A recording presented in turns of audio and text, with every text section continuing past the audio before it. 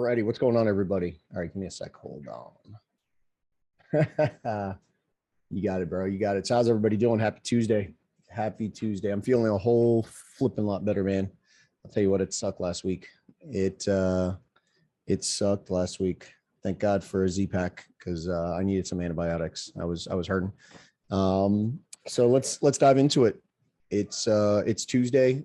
We'll kind of go through this some of the stuff that I was looking at last week. I really didn't trade much last week just because I was in full volleyball mode. My middle daughter, we ended up going out of town on Thursday and got back at like 3 o'clock in the morning this morning.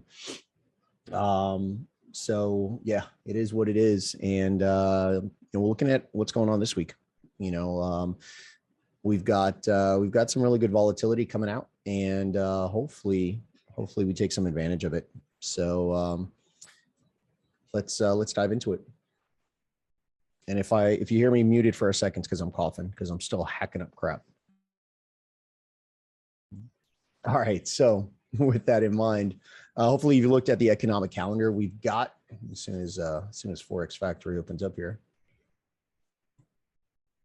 Let's see, is it going to do it or what?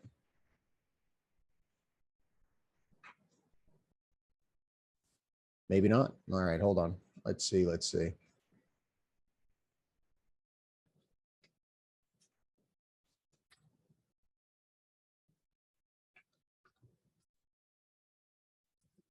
There we go. All righty. So what I'm kind of really looking for is, obviously you see the calendar is pretty dead until end of week, right? Wednesday, we got some Canadian news. We should be able to see a little volatility in the Canadian dollar. What really I think is going to be moving the market next week is going to be all of these governors of their banks, right? You got the federal chairman, old Jay Powell, is going to be speaking.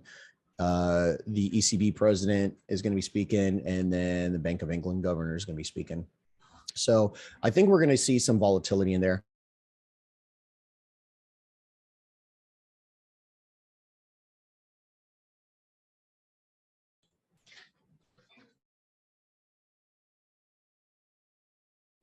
Alrighty, there we go.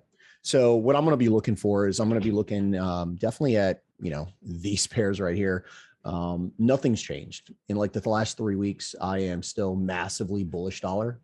All right. So I'm pretty much looking this right here to short. I'm looking for this right here to long it, and everything against the yen. I'm just looking for that continuation play. That's kind of what I'm looking at.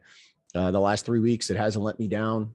Continuing to look for those moves to the upside, especially on these pairs. That Chef JPY, actually got into a Chef JPY play today, and yeah, I mean, we'll look to see what that continuation kind of gives us. The going into Friday, and typically I'm done trading by Friday, like equities open 9:30, 10:30. I'm done with currencies. I'll give a good US 30 or SPX trade a go, and then I'm done. I start journaling. So coming into London session, there is just a tremendous amount of volatility that's going to be coming in out of the euro and the pound. So looking for those continuation plays is really what I'm going to be looking for. So let's dive over to the charts, right? It's actually been a pretty, like I said, a pretty good week last week, pretty good week this week. I did take a break even on NASDAQ, and I took a reduced risk on SPX this morning or this afternoon. I was looking for a short, but kind of going into, we'll talk about what we're looking at this week, and everything's going to start. And everything is being moved by the dollar, right? If you haven't looked at what this dollar is doing, dollar has been driving every market across its path, whether it's indirectly or directly. If you don't know the correlation between the dollar and the euro, right?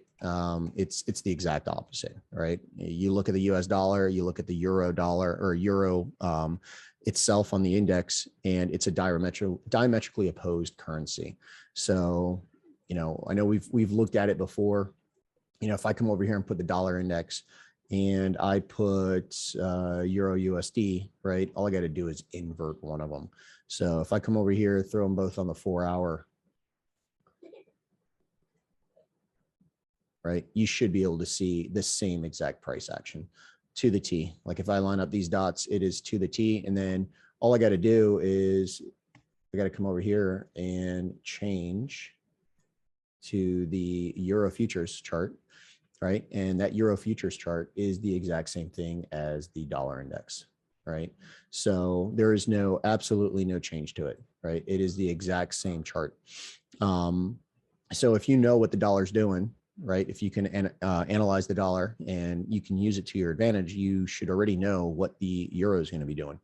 And we can correlate certain things, right? Like if we know that an example would be like if I'm bullish on UJ and the dollar is what is moving this market, not the yen, right? Then I have to be bearish on EJ, right? Because we're going to have weakness in that euro because of the strength in the dollar.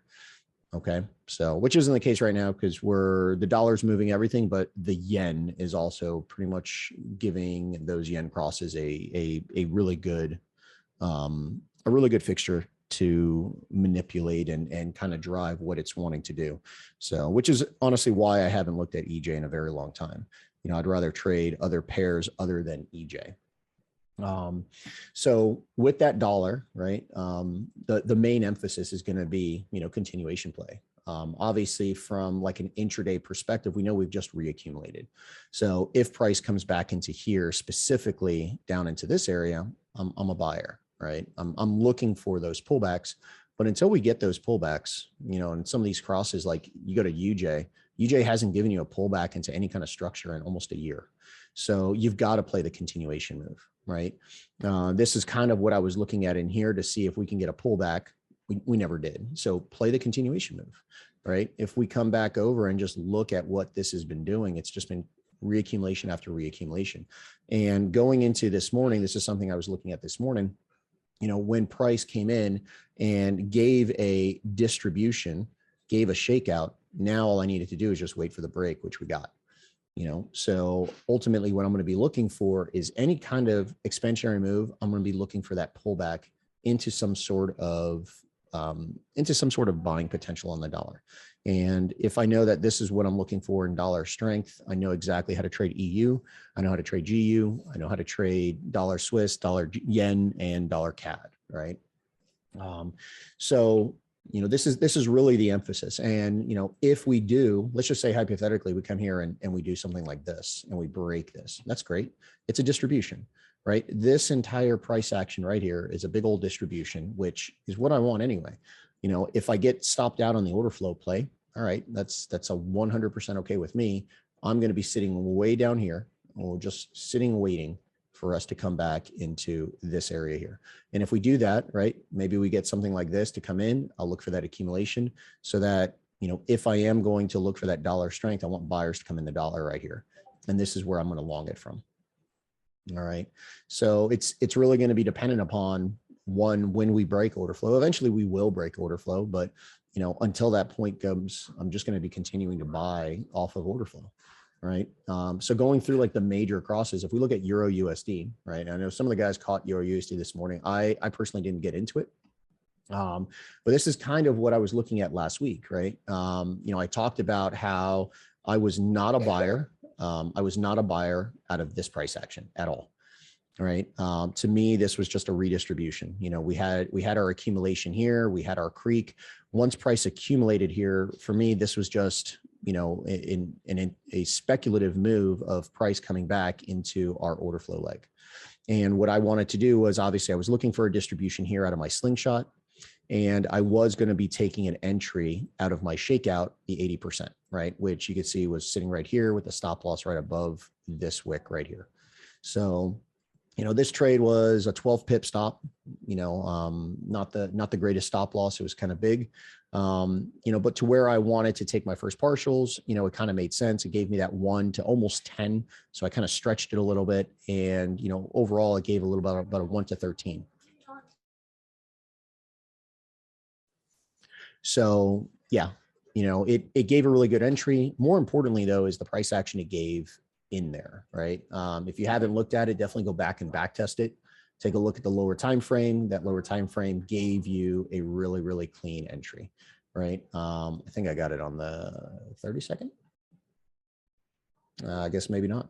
Maybe not. So anyway, it gave a type 1, right? And gave a type 1 during the time frame that I wanted to see that type 1. You know, here is your trading range. Here's your climax, right? Your rally, your test, your MSAL, your upthrust. Upthrust does come to 50% of my trading range, and then ultimately gave the UTAD, right? So this was the UTAD. And then what do? We broke. I was looking for an entry off that 50%, which ultimately gets popped right here off the 50. My 80% entry did not get popped. So it is what it is. And then what do? We redistribute, right? We get a attempted accumulation, right? An attempted accumulation into what? Into a redistribution. So this being our shakeout. And obviously, like once we did that, I was looking for price to return into this area here so I can short it some more. Unfortunately, didn't get that. So I'm holding, like I said, I've got those orders out of here. My first area to take partials were once we broke this low down here, right at 1.08100. That London or Frankfurt price action that came in actually gave about like a 1 to 35 at that break. It was a 1 to 31, and then currently sitting around like a 1 to 45. So, what am I looking for going forward? Same exact thing. What I wanted to see, you can kind of see my thought process, like my game plan of what I wanted this price action to do. I wanted us to now come back up and either trade into my slingshot, my redistribution that broke this low, or come back into the extreme of the leg, right? Because right now this is our leg. And if we can get price to come back into that, great. If it doesn't, right, I'm going to have to play something out of here, but I don't think this is ready yet, right? So option A, this is going to be the main way that I want to get in is I want to get into either a distribution here or a distribution up here. But if we don't do that and we do make a new low, then I'm going to play out of this redistribution because that's ultimately what this is going to be. It's going to be a redistribution. I'm going to be looking for price to give me that confirmation to take it lower. And, right now, what'll get me there is some kind of manipulation. So, we can see that this entire area is just a pile of liquidity, right? It's just sellers just making lower lows and lower highs.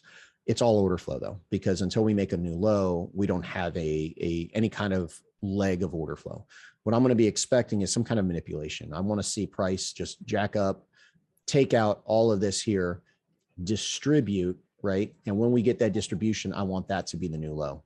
If that's the cause of the new low, this is where I'm selling from when we come back into mitigation. So that's ultimately how I'm going to play this, and if we get it, great, right? If we can get this, great. If not, listen, I'm holding sells from here. All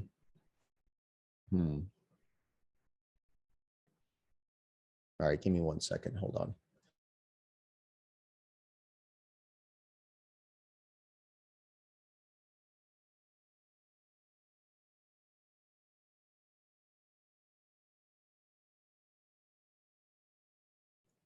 Okay.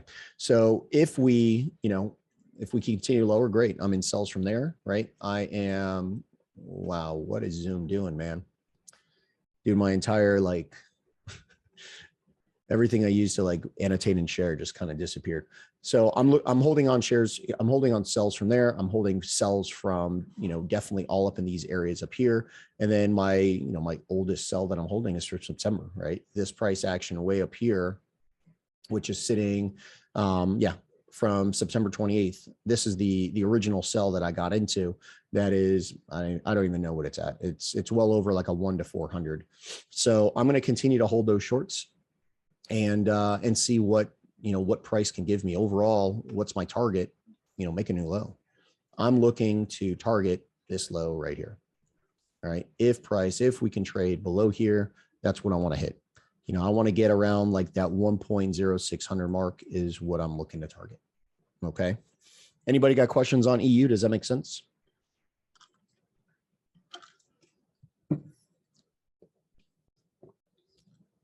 Hopefully it makes sense. Yeah. Awesome, man. Awesome. Okay, cool. Yeah, so that's going to be my goal. This was the attempt for me right here off this 80% was the attempt for it to give a pullback, and we've traded below it. So once we traded below it, that was it. It was done for me. I'm not trying to look to hedge these buys. I'm just going to play the continuation move. So with EU, let's go over to GU, right? And GU, same exact thing. Ideally, just looking at it from, our intraday perspective. Yeah. I mean, if price can eventually, after making this low, and we know that we're just walking this down, if we can get price to pull back up into here, I'm a seller. Until we even get to that point though, I'm just going to play the continuation move. How to play the continuation? What do you mean how to play it? Play the redistribution, right? I mean, that's all it is just playing your redistribution. So, in this case here, right, there's your, let's see, here was my redistribution. Okay. So what did price do? Price, this one's a little sour in my mouth because this right here stopped me out. But, what do we have? We have a redistribution, right? That redistribution causes a new low. So when price, what am I expecting price to do? I'm expecting price to come back into our area of supply, which is this, right? This is what I wanted. This is the distribution I wanted. What did price do? Price gave that accumulation, which for me, my anticipation was that, okay, we're going to kind of give a sign of strength, kind of entice buyers to come in. We're going to distribute out of supply. And you can see, I mean, this is playing out exactly, what I wanted to see. I mean, when did I post this? Hold on. When did I post this? I posted this. Let's see. It had to have been on the 12th. Let me just see.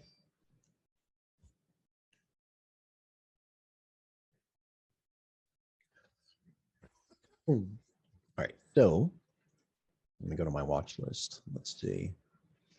All right. So on the 12th, I think I posted this on the 12th.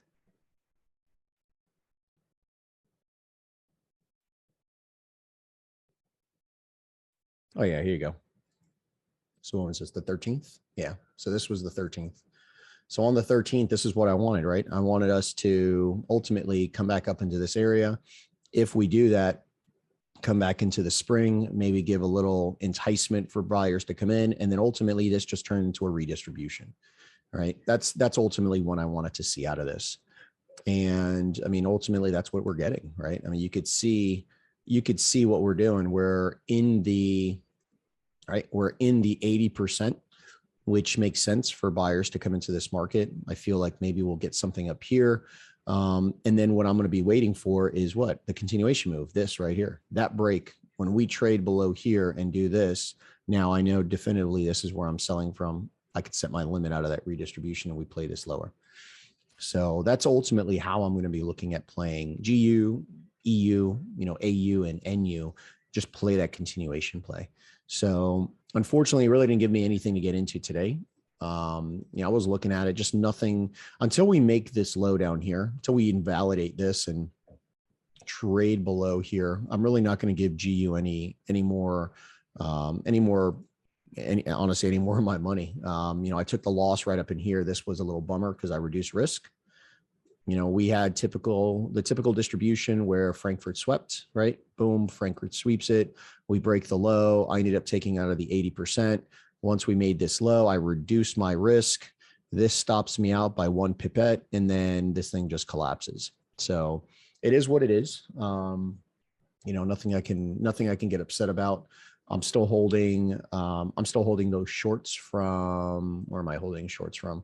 I'm still holding shorts from up here. Oh yeah. I'm still holding these shorts up in here and ultimately from the higher end up here. So, I mean, these are in great profit. I mean, what am I sitting at? I'm sitting at like a 1 to 110 and a 1 to 789, but really I've got about a 1 pip spread. So it's about half that. It's like a 1 to 400. All right. So, just play the redistribution. Again, you have to understand that this is your new order flow leg, right? So, if price, let's just say price does trade above this, it's not the end of the world for me because I'm still looking for price to come back in here because this is my leg structure, right? This right here is just maintaining the lowest form of order flow once it breaks. And I'll be looking to play again. We haven't had a pullback on these in a very long time. I mean, you've got to go up to the daily or the 4 hour to look at, well, shoot, when was the last time, right? When was the last time we saw this? And the last time we saw a pullback was January 13th, right? And it took the better part. No, I guess I did the wrong one. It took the better part of date range. It took the better part of 77 days for us to get that pullback. We are way past that now, right? I mean, we're sitting at 97 days and we haven't even come close to even breaking order flow. So, until we get some sort of order flow break, just play the continuation move. I'm not trying to buy this. There's for me, there's no reason. My target all day long is taking below here, right? I want to get below the 127 mark. That's what I'm trying to target. And then ultimately, maybe we get a pullback, maybe we don't, but I'm not going to anticipate the pullback. If it breaks order flow and we get up there, great. We get up there and then I'll deal with it when we're up there. Why is the DXY so bullish? So, I mean, I can give you some opinions, but then this video will get deleted by YouTube. So that's not going to help anybody. It is what it is. I mean, I could tell you this. I mean, we're bullish, right? I mean, like dollar's been bullish since probably 2008, and there, in my opinion, I mean, we are going to break this 103 mark, right? We are going to come above this without a doubt. If this distribution right here, which played in pretty nicely here, if this distribution was truly designed for short sellers to take this dollar index lower, we would have broken this low, and we never did. So, maybe, my anticipation was that we were going to come back maybe into this redistro and then sell off. But at this point, there's nothing I'm really seeing. I mean, I do believe that we might get a pullback in here, maybe to come back into order flow, maybe to come back into, the last area of demand, which is here. But, I'm massively bullish on this until this chart tells me otherwise. I'm massively bullish on it. Am I more of a swing trader than a day trader? So, I mean, I guess it depends on your definition of swing trader and day trader. Do I take swing positions? Absolutely. Why wouldn't I? If I catch the bottom or if I catch the top of a higher time frame leg, why wouldn't I hold it for 1,000, 2,000 pips? Do I look for positions every day? Yeah, I look for positions every day. My thing is though, why am I going to close out of a position if I'm in a bullish market and we're just continuing to reaccumulate? There's no reason for me to close out. So, I mean, I shoot for an intraday perspective, but I mean, I'm still holding trades from September and July. July's my oldest trade on my book right now is July like 9th or something like that. So, it's printing, but somehow rising. Yeah. No, I mean, the dollar is definitely still bullish. I mean, there's nothing, you got to think worldwide, we're in a, worldwide inflation is hitting everybody. And I mean, what is the most secure area to park your money, right? I mean, ideally you're looking at metals like gold, but I mean, what is the ultimate safe haven in the world? It's the US dollar, right? It's the greenback. I mean, foreign banks stockpile dollar currency just as a safe haven measure. So can you show how you entire intraday trade? Not sure what you mean by that, bro. How do I enter an intraday trade? Is that what you mean?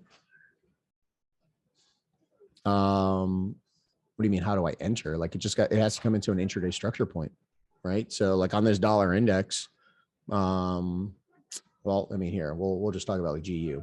So GU, when price Where's my little thing? So, I mean, clearly this is your distribution that causes a new low, right? So what am I expecting price to come into? Coming back into this leg. So when we came back into supply, which we did right here, right? I mean, this is where like trade for 1 to 2 hours. Yeah, but I don't trade for 1 to 2 hours. Like I get into a trade, I'll take my profits, right? Partial out and I'll let it run. Like my goal isn't to catch a 1 to 3. My goal is to catch whatever I can, you know. There's a difference between me trying to catch, you know, price makes this leg right here and me catch something here to take it down to this. And okay, so now that doesn't work for me, right? We ended up trading above it. So now that we come back into structure, why would I want to get into a position here, right? And close it out at a 1 to 5 here. When I know that we are just doing this, why wouldn't I target this, right? I mean, most of you guys that have been following me, right? I mean, over the last year, I mean, I know a lot of you guys have really gotten great at trading. And I mean, I think this perspective really helps you. One, you know, if I can catch, let's just say in this entire leg, there are 10 positions, right? And each one of those positions, you catch a 1 to 10. Great. You've just doubled your account on a, let's just say that you're risking 1%, right? You've just doubled your account by doing 100% profit. But for me, I'd rather just wait for it to come into structure and I'll take my one trade and catch a 1 to 100, right? And I still double my account. The difference is that you've risked 10% of your account to do this. I've only risked 1.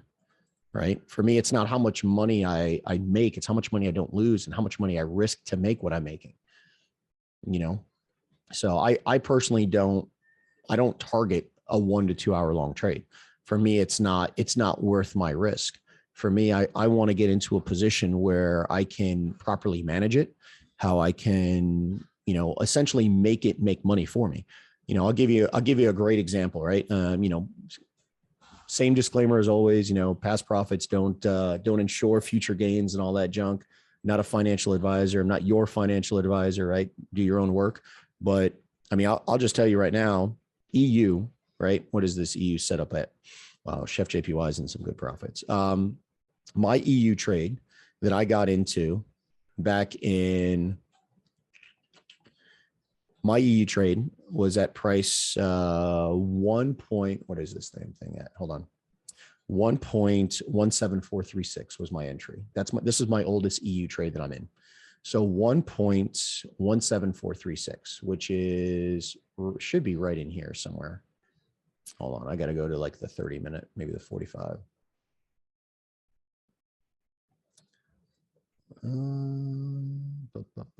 Here we go. It's this trade right here. So this entry right here that we covered a very long time ago, right? I mean, you can go back on the YouTube videos and take a look at it. This entry right here is what we call on a distribution, right? This trade right now is sitting at, I don't even know what it's sitting at. So what are we currently at? Price is at 0790, right? So it's at 0790. So this trade is at a we'll call it 1 to 400, right? This trade's at a 1 to 400. I mean, I'll tell you right now, my original risk on this was about $250 on my prop firm account. And this trade is currently, I've got 2 orders, right? So I have, where is this stupid thing? I've got 2 orders. Each order is 0.78 lots left. That's all I've got. So I've got 2 orders of 78 lots left. And I'm currently in profit on it, 74, 44, 32 on each position. 74, 44, 32. So it is like roughly 15K on it is what I'm in profit.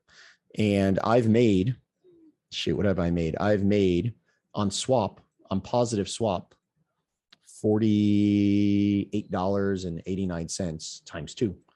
So this trade, by me just keeping it open, is making me money every day. It's not a lot of money, but it's making me money every day. And, you know, when I look at, I mean, just look at the chart, right? When I look at this stupid chart, there's no reason. I mean, I know all you guys that took this trade with me. I mean, I told you I had every intention of carrying this down into point A right here, where I took some profits, point B, where I took some profits. And then I'm I'm planning on taking it down to here where I'm going to secure some more profits, so it's important for me to like, just not think small, not think short-sighted, to really just understand what is the bigger picture doing. Higher time frame for me is so important. If I guess the answer would be, yeah, I'm a swing trader that goes down to the seconds time frame to find my entry. And from there, I'll get in on a 1 pip stop and run that sucker for 2,500 pips. I'll siphon off, and I'll tell you right now, I'll never tell anybody I'm holding full volume. Heck no. You guys know I pay myself very quickly, pay myself the risk of the trade. After that, let's go. How did you master the way of trading? I'll tell you this, it was probably like the 3 to 5 months of me just spending 80 hours a week on these charts, back testing, demo trading, testing out different confirmations. But I think the most important thing was, when I took all these demo trades, when I back tested everything, what did I do with that information? Like and this is what you got to ask yourself when you're trading, whether you're trading live, demo, back testing, paper trading, whatever you're doing, what are you doing with that information? And for me, most of you guys know I'm very analytical, right? I am very, very data driven. I put everything into spreadsheets, and I want to extrapolate that information. And that information is what gives me my confirmations. Right. Most of you guys that are in my like personal group, or the guys that, that have been watching me for a very long time, when someone asks, what's my confirmations for an entry, man, I might have 1,000 different confirmations. It's all scenario based. I can tell you the gist of it. I can give you the basics of like what I look for in a market cycle and in the structure within the leg. I'll tell you, what my expectation is. But when it comes down to the nitty gritty for me to pull that trigger to take the trade, it comes down to scenario, and, I'll give you an example. Like when I get to UCAD, UCAD's a really good example of multiple ways that I can get into a trade, and multiple ways that it'll invalidate what I'm looking for. So, hold on. Best tips on dealing with trading psychology, especially fear, greed, and hope. I'll tell you right now, like my biggest, I'll attribute a good portion of my understanding of trading psychology to Mark Douglas. Reading all of his books, rereading all of his books. If you've read Trading in the Zone, right, in the very front of Trading in the Zone, there is the attitude survey, right? I don't remember what it is, like 50 questions or something like that. And I'm sure you guys have done it once, maybe twice. I probably do it with my group, like every 3 months. We'll go through and we'll do it, and we'll answer those questions. And I tell them to write it down. I tell them to, display it on their desk, and always refer back to it and look at the progression, right? You want to always look at your progression in trading.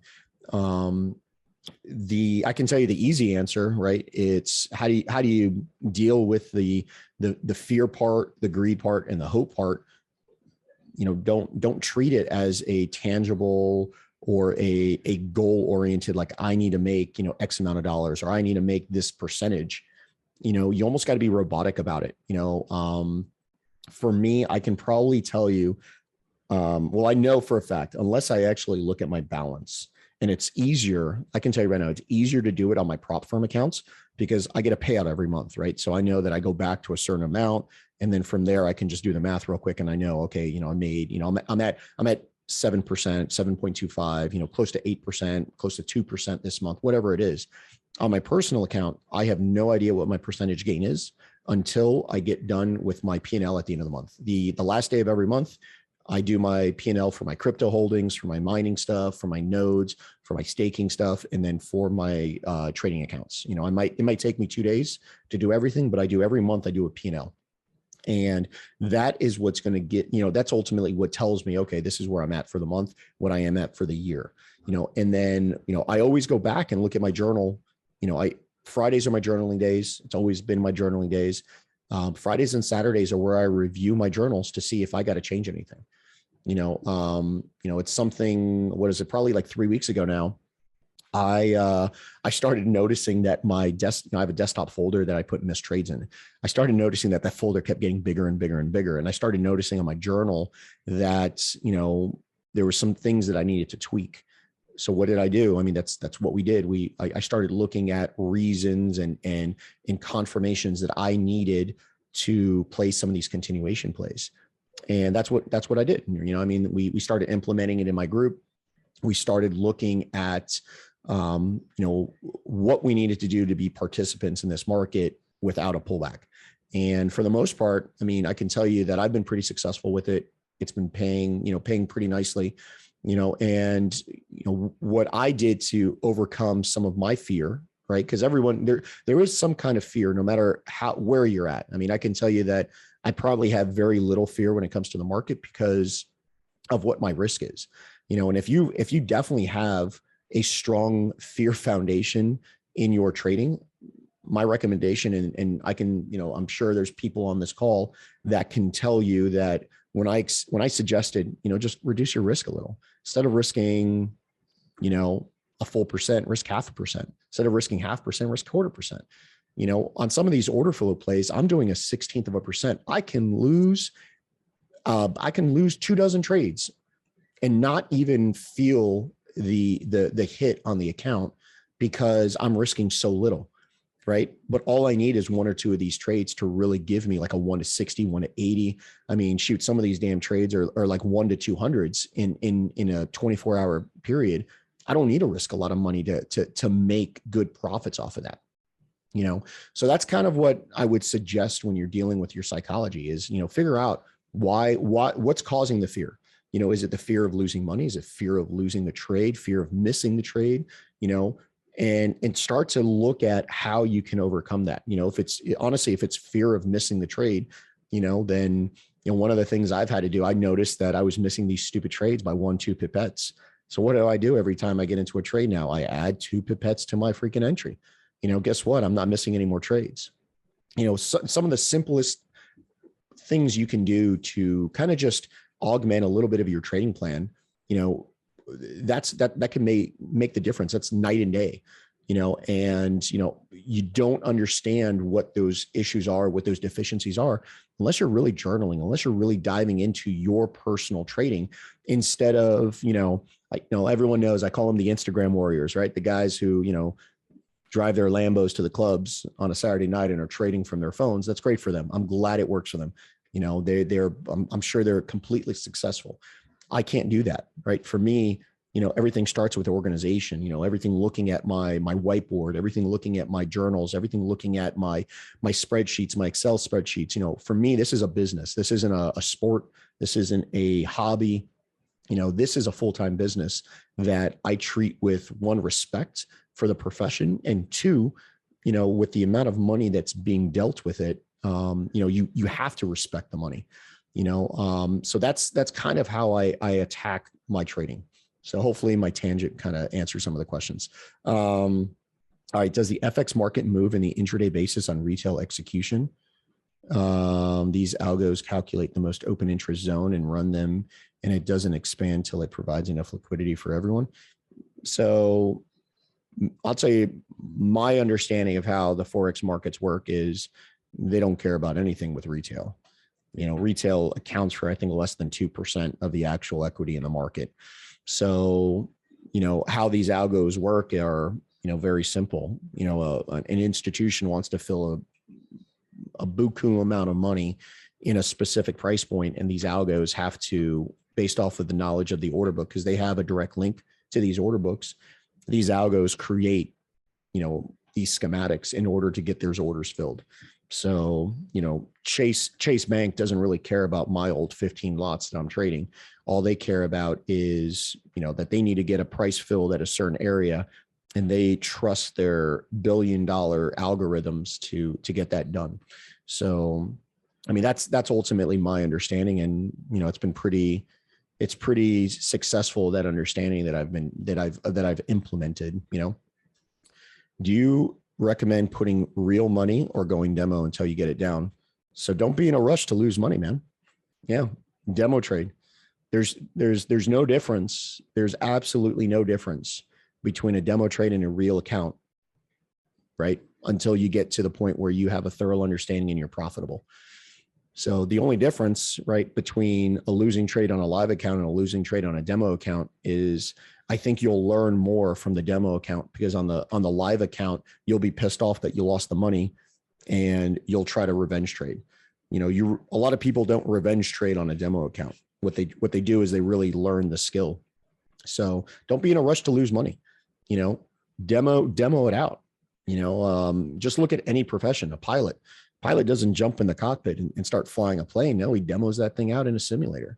Everything happens in a simulator. So simulate trading before you really start throwing money at it. And I mean, I have my own views on, if you have access to a large amount of liquidity, then great, trade your own capital and you'll be fine. But if you're going to put, what do most people do? $250 in an account. Listen, $250 is going to take you a long time to get to the point where you can do this full time. Even $2,500, $25,000 is going to take you a while. I'm a very big proponent of trading prop firm money, because you can fund your personal account. I mean, I know some of the guys that are trading almost $1 million in equity that on a 10% month, are making, 9, 10,000, sometimes even more than that. Shoot, I mean, listen, realistically on $1 million account, 10% is six figures, so when you take your profit split, you're maybe at like 85, 90K a month. Take that money, take what you need, put the rest in your trading account, build your trading account. I mean, I've known people that have done that and are now trading mid 7-figure accounts in less than a year and a half of trading a prop firm. That for me is what gets you, to that point. And, then, I mean, I've talked about why I trade prop firms, the whole liability thing, the whole, tighter spreads and all that. I mean, there's an advantage to it, but the gist of it, don't be in a rush to lose money. All right, hold on. How do you not have FOMO while demo trading? How do you not have FOMO while demo trading? So if I miss the move, how do I get into, I guess, the move after that? Well, I mean, if I've missed the bottom, how do I get in the middle? Just play the continuation move, right? If I've missed the accumulation, wait for the reaccumulation, play the reaccumulation. That for me is how I get into that position. So, before you can be a good trader, you have to be a good market analyst, right? You have to understand where the market's going, why it's going there, what the speculation is after it gets there, right? You have to have a game plan, and see what that market's doing. I can tell you that, and I'm sure a lot of you on here will back me up for it. Once you have that understanding of the game plan, it's simple to trade, because if you've missed one move, just wait for the next move. There's always going to be a next move. I think that's probably why, and I'm sure a lot of my experiences in life have helped me deal with FOMO, because, I'm not in a rush to do anything. For me, everything's very calculated. Everything is very drawn out and thoroughly thought out before I jump into anything. So, FOMO for me is just, all right, I missed the move.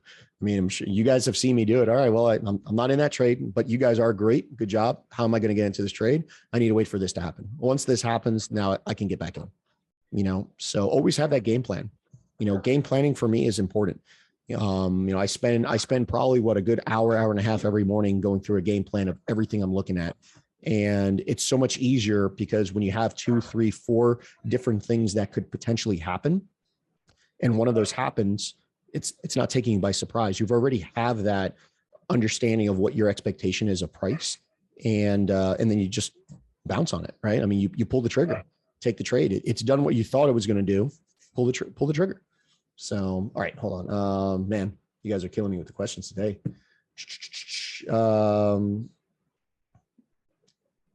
Did we already cover SPX? And no, man, bro. DR, man, we just started.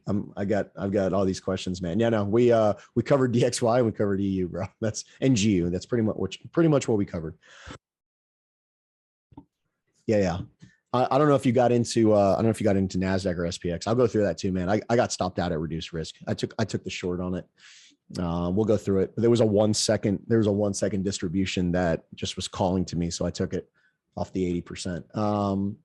Did you have time? Wait, did you have a time when you traded only a few pairs, or are you trading all Forex pairs since you started your trading journey? So when I first started to get a really good understanding of, hold on, what is this thing doing? What is this thing? Oh, good night. Good night, sir. Who caught this move with me, man? Good night, sir. Alrighty, hold on. Give me a sec, guys. Let me just move you got it. Awesome, Sean, bro. Yeah, dude. This was, I told you, man, this play the continuation move. All right. So yeah, we'll see. This thing's, I mean, it's not in great profits. What's it at? Like it's at a 1 to 10. So it's not anything crazy. You missed it by a pipette. I'll journal that thing, bro. Start adding a pipette to your entries. Okay. So what was I talking about, man? Hold on. Let's see. Oh, trading all pairs. So when I first started, obviously, and my recommendation is this, right? To learn. All right. I'll tell you this. You'll never hear me speak ill of anybody that's going to say, I'm only going to trade one pair, or I'm going to only trade 3 pairs. Nope. That's fine. If you are 100% prepared to wait for any of those pairs, then great. I'm more of an opportunistic trader, right? I don't care what I trade. I just need it to meet my confirmations, right? I need it to be within structure, within market cycle, within, the cause and the effect of what price action has done. And I'll trade it. I can trade the way I trade. I can trade currencies. I can trade crypto. I can trade stocks. I can trade equities. I can trade commodities. I can trade, I've even, on the future side, I've even traded, like cotton and coffee beans, now do I narrow it down? Sure. Obviously you could see my primary watch list, right? There's there's a lot on here that I think there's like 13 pairs, 12 pairs, something like that, maybe even more. I don't know. Maybe there's 18. But if something is, if something piques my interest, I'll trade it, right? If it comes into a structure point and gives me, and it's on my radar, I'll take it. I mean, listen, I've got a secondary list, right? Now, some of the stuff on the secondary list is there because one, it's not in an area where I want to take a trade out of, or 2, maybe the spread is just a little too large where I'm having really good, a really good time with all of these that give me lower spread. So me personally, like if you're going to try to narrow down your list, I mean, I would say start with pairs that give low spreads.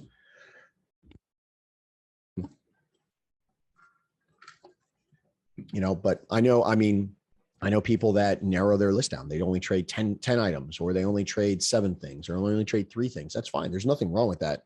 I personally don't care. I mean, if it's a chart, I'll trade it. All right. All right. Hold on.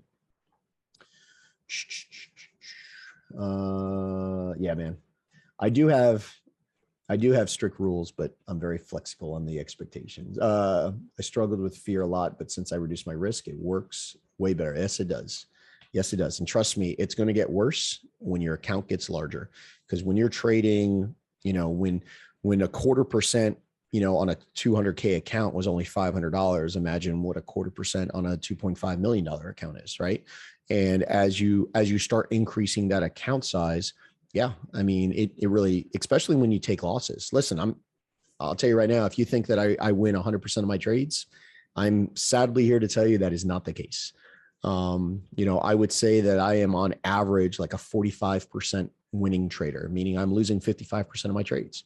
For me, it's all the game of probability. It's risk management, risk and trade management that I make up for my losses. And, if I lose, I lose small. If I win big. That's how I like to trade. Okay. Could you share how is your morning routine? What do you mean, like my trading routine? Get up, roll out of bed, make some coffee, do a little yoga if I can, stretch out, jump on my charts, and I've already done the prep work, right? That's what Sundays and Mondays are. More Mondays for me. Sundays I really don't look at the charts anymore, but Mondays are when I do my prep work. That's where I mark everything up. That's where I kind of get my game plan of what I want to see, and I set my alerts. So, Tuesday comes, I kind of go through my charts, and if nothing's there, guess what? I got an early Tuesday. I go do something else. If Wednesday shows up and, there's nothing for me to take a trade on, I go do something else. Obviously I'm continuing to follow the charts. And if price gives me a reason to take a trade based off of confirmations, then that's where I'll pull the trigger. But until I'm ready, until the charts tell me, okay, pull the trigger. Yeah, I'm not doing it.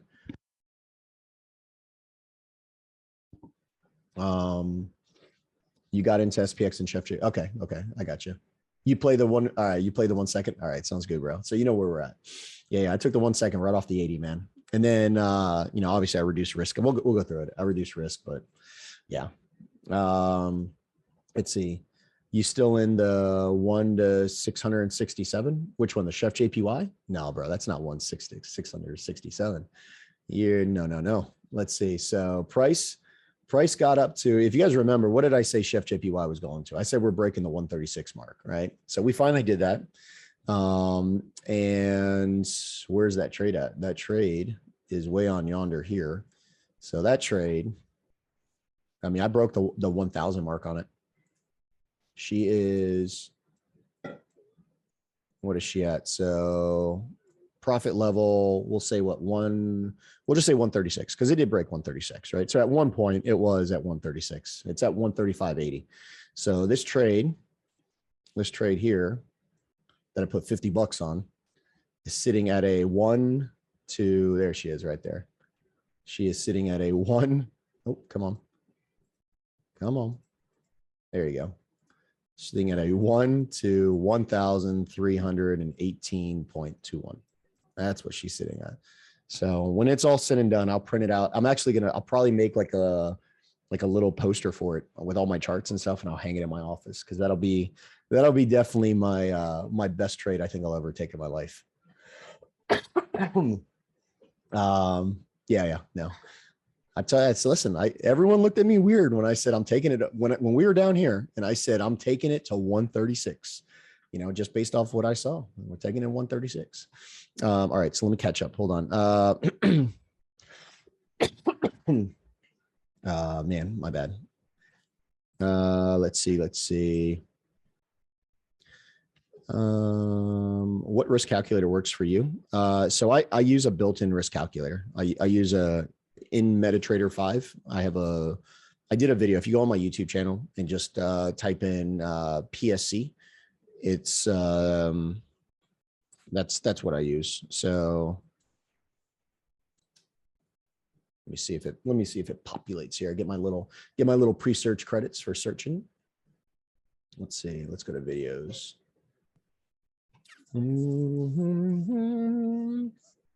Here it is right here. So I don't know if you guys saw. Yeah. So I did that interview, that little podcast on Trading Nut. So it was pretty cool. I've actually never watched that guy, but it was a pretty good guy. I watch him every now and then now. So anyway, if you go here, just Google search it, you'll see it. I pretty much talk you through how to install it, and the website where I got it from. It's free. Actually, we've been using it probably now 2 years. But this is what I use, and it works for Windows and Mac base. This specific one is how to install it on a Mac computer. If you go to the website though, there's a video on how to install it on Windows. You just download it, you compile it into MT5, and it's just a script that you run. So, but this is what I use. It's great. It's probably the greatest thing I've ever put into my MT5. So that's what I use. Hold on. Can I explain that trade? What the Chef JPY trade? Oh man, you'll just go on my YouTube channel. Actually go on my YouTube channel, go on that Trading Nut. I explained it, but I want to say that probably what was it, September? So look at the September or the October videos, because we went through it. Even when we were here, you guys, those of you guys that were back here in September with me, when we were here, I even said, I'm putting my limit order right here, right? Remember this entry here was based off of that 5-second accumulation all the way back in April. So, I mean, I had that setting, sitting in a pending order for a very long time. It was like 150 days. Yeah. You got it. The recent one. What do you mean? The recent one? The one I just took? I mean, it's pretty simple, man. Play the continuation move, right? It was, so, I mean, the mindset is this, right? Like, we know that we are, from an order flow perspective, distribution, creek, we just broke that high. So this is what's maintaining my order flow in the leg, right? So if we come back down in here, I'm looking for the buy. But what am I looking for from a lower time frame order flow perspective? We just distributed here, right? Hold on. We just distributed here. And here's your creek, here's your accumulation. So when price breaks this high right here, this is the lowest form of order flow that I'm looking at. So for me, what we were looking at this morning, what were we looking at this morning? Hold on. We were looking, I'll show you my chart from this morning. So this is what we were looking at this morning. Chef JPY right here. Yeah. So this was this morning at 9 o'clock in the morning. We were here, right? So you can clearly see your type 1 accumulation. This is your spring. So what I ended up doing was, taking it off the 50%. The 50% lined up cleanly with this seconds time frame reaccumulation. My stop loss was just below this wick. And then I split the entry, put an entry off the 80%, which was right here, the stop loss here. So that's what I was looking at. And I mean, that's what she did, right? She came right in. And I don't know if you guys saw what she did this morning, or I'm sorry, this afternoon when she came in, but she accumulated. I was even looking for a potential buy out of this accumulation right here. But once we did this, right? Once price came here and triggered me in and then broke this right here, that's it, reduced risk. I deleted the 80 entry and then I was hoping to get this right in here. I was going to take that because that's a 1.6 pip stop. So, and then of course, like what I ended up doing was once we broke this high right here. So let me go to a 5-minute. So, once we broke this right here, I paid myself the risk of the trade, what I risked here. And, now I'm going to be looking to target this up here. So that's this trade in a breakdown. It's pretty simple. And I'm anticipating reaccumulation here during Asian, maybe we get something like this and then maybe London gives us a pullback. So that's kind of what I'll look at. All right, hold on. How did you get to trading 8 figures? So I don't actually have an 8-figure account. I only have a 7-figure account. So I'm not quite at the 8-figure mark. I'm almost there, but not quite. So, but yeah, how I get, I mean, I'll tell you right now, it's a whole lot easier when you are my personal account, right? My currency account and my CFD account, right? Those 2 accounts, I haven't taken a withdrawal from them in, it's got to be now a little over 2 years, because what I do is I just live off of my prop firm earnings, right? I get those deposited. One of them gets deposited in crypto, the other gets deposited to my PayPal. And then from there, that's what I live off. And that's what I kind of reinvest into other things, other projects that I do. What would be a realistic amount of money to put in with prop firm money? What do you mean with to trade a prop firm? I mean, I'll tell you right now, I mean, the minimum I would trade is probably a 100K account on a prop firm. I mean, you've got 100K accounts, you got 200K accounts. Some of these are now trading 400K accounts, but you can scale them, so like I know, most of these that you can trade up to a 400 or a 500K account, if you stack your challenges. And I mean, that's what I've done. I took my first challenge, traded that for a little bit, took my second challenge, traded that for a bit, took my final challenge and maxed out. And now, most of these, I don't know all of them, I can only tell you about 2 of them, but every 3 months you get a, like a quarterly review. And if you meet their qualifications and, you'll get a scale up, TPT gives you a 25% bump on your equity. So, and they scale you all the way up to $1 million. So, I mean, that for me is, especially you got to think of it like a profession, I mean, you're trading someone else's capital, yeah, you're going to get a payout for it, but you got to trade it with that kind of respect when you're dealing with that kind of money. Yeah, you got it. No worries. Do I place limit orders on all extremes? Yes, I place limit orders on all extremes. Every single one of them. Yep. Every single one. Do you always trade Wyckoff and SMC, or did you settle on them? No. Yeah, I went through all kinds of stuff. I did, like pitchforks and our harmonics. Then I went from there to break and retest. And I mean, realistically, break and retest is probably the simplest form of smart money concepts and Wyckoff theory, right? If you understand what you're doing. That was my problem. My problem was I didn't have a good understanding of market cycles and market structure when I traded just break and retest. Because had I done that, I can tell you that I probably would have been, I was pretty profitable. I made really decent profits, but man, did I have to work for it. I would take 30 trades a week doing break and retest, where, I mean, I can't tell you the last time I took 30 trades in a month. There's some months where I'm like in the 20s, maybe even the high teens for the entire month in trades. You're still doing SMC, but looking to do Wyckoff now. Where to start? So I would say that the best place to start would be just get an understanding of the basic information. So read Ruben Villamos's books. He's got the Wyckoff methodology book, and then he did Wyckoff 2.0. Now, just keep in mind that a lot of that is geared towards stocks, right? But it's still a good foundation. And then from there, I would say join the public group that we're in. Join the Aporia group. The link is on my YouTube. I would say that there's probably I don't even know what we're at. I remember when that group was like 40 people, and now I think it's at like, I don't know, 3,000 people.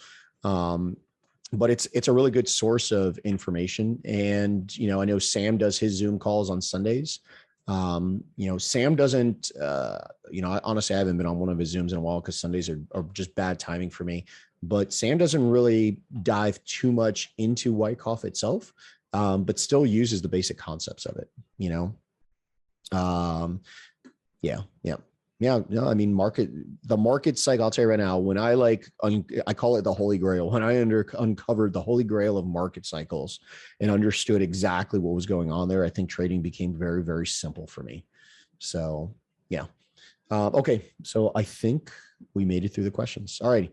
Let's dive into it. Hold on. So we talked about DXY, we talked about EU, we talked about GU, right? Kind of give you my little idea on Chef JPY, what I was looking at, but we'll run the gauntlet here, right? I'll be honest, ACAD and NCAD are the furthest on my primary list. I really don't have anything I want to do with it in the very short term. I'm more waiting for us to figure out which way we're going to go with it before I do anything. The groups, yeah, awesome, thanks. Yeah. I mean, I'll tell you, like, it's I wish, and that was, I guess, my biggest issue was when I first started diving into Wyckoff. Most of you guys know, I was in, technically I still am in IM. I was in IM, and really there was only one educator that was really teaching it. And, that was it. I mean, what did Zach do? Zach did 3 sessions a week. So you got 3 hours every week of Wyckoff, and you only got an hour. I mean, Zach really pushed it. I mean, he would do like sometimes 2 hours, but it took a lot of time on your own. And I mean, most of you guys know, like I paid for a private mentorship, and yeah, I mean, those things aren't cheap. For me, it was an investment, and luckily enough, I made it back within my first month of trading. And, yeah, I mean, it is a journey. I'll tell you right now, I'm the last person who'll tell you that this is an easy technique. This is probably the hardest thing I've ever done. Most of you guys can probably attest to that. It's something that requires continuing education, right? Continuing analysis. It's not something as simple as, oh, we broke the 50 EMA and now we're looking for price to do this. Now it's not that simple. There's a lot of analysis that goes into it, a lot of price action reading. So yeah. You found me on Zach's chat box. Oh yeah. I mean, I credit Zach with a lot.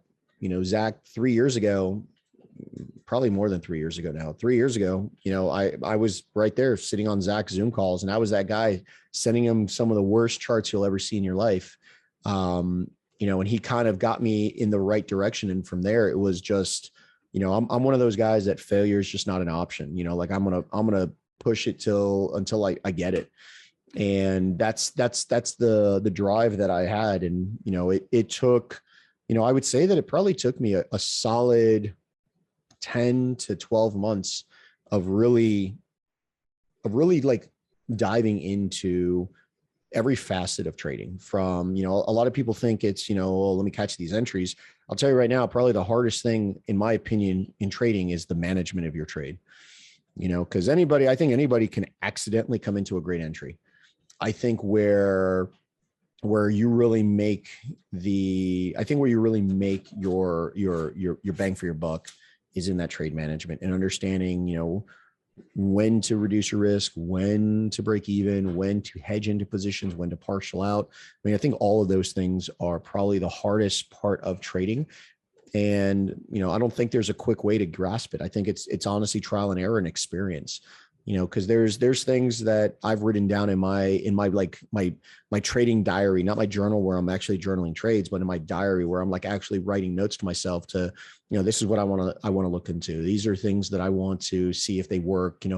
I always have multiple demo accounts that I have just so that I can try out, little things. Most of you guys know about my gray box, right? Frankfurt price action. This was something that I demoed out for, I don't even know how many months, just trying to figure out what the best confirmation, what the best course of action to tackle it was. So, all right, cool. I think we're good through it. Do I have a mentorship?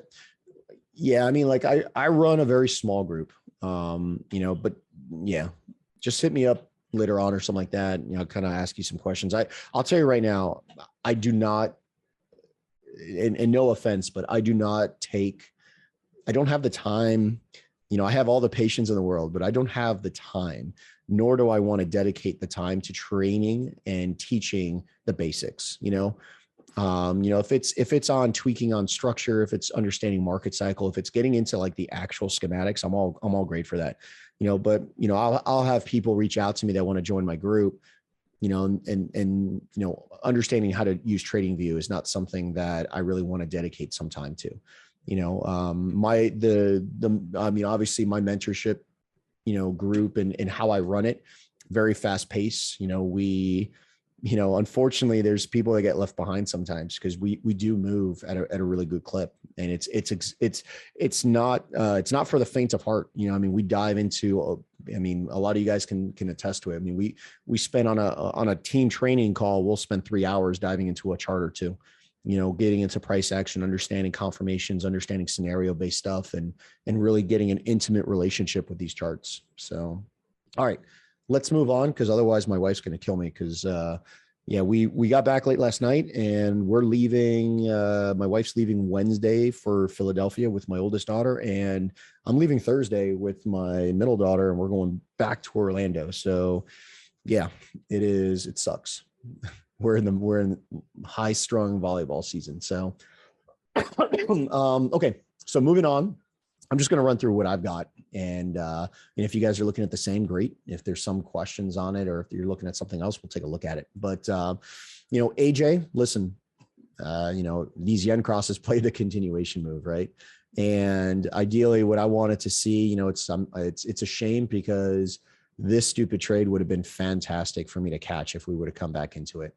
And I've been looking for buys on AJ for quite some time, right? This stupid thing has moved, ever since this buy right in here, right? ever since this buy that I really wanted, this thing has moved. I don't even know. What is this total? This thing has moved. Let's see. Oh, there you go. So in 81 days, it's moved 1,500 pips, and unfortunately, AJ is not in my journal book as taking a trade because it keeps missing me, so, what am I looking for? I'd love for a pullback, right? I would love for AJ to give me a pullback. At this point though, what I would like to see is from a cycle and a leg perspective, right? We know that this is what's maintaining our leg. So if we do come back down into this particular price action, I'm a buyer, right? I'm also a buyer out of the reaccumulation, right? What caused this high? I'm a buyer from here. From the simplest or the smallest form of order flow, man, if this thing can give me a pullback into any kind of area of demand, I'm a buyer. But there's nothing up here. I mean, we've just been tearing this thing up, and realistically, so, here's your creek, you make the high, you come back to 50%, and then you make a new high. So in here, I was looking for price to come back into this, and we just haven't. So, what are we like? Geez, I mean, we are 75 pips from this area, and there's just nothing that I really have high confidence in taking a trade from at this point.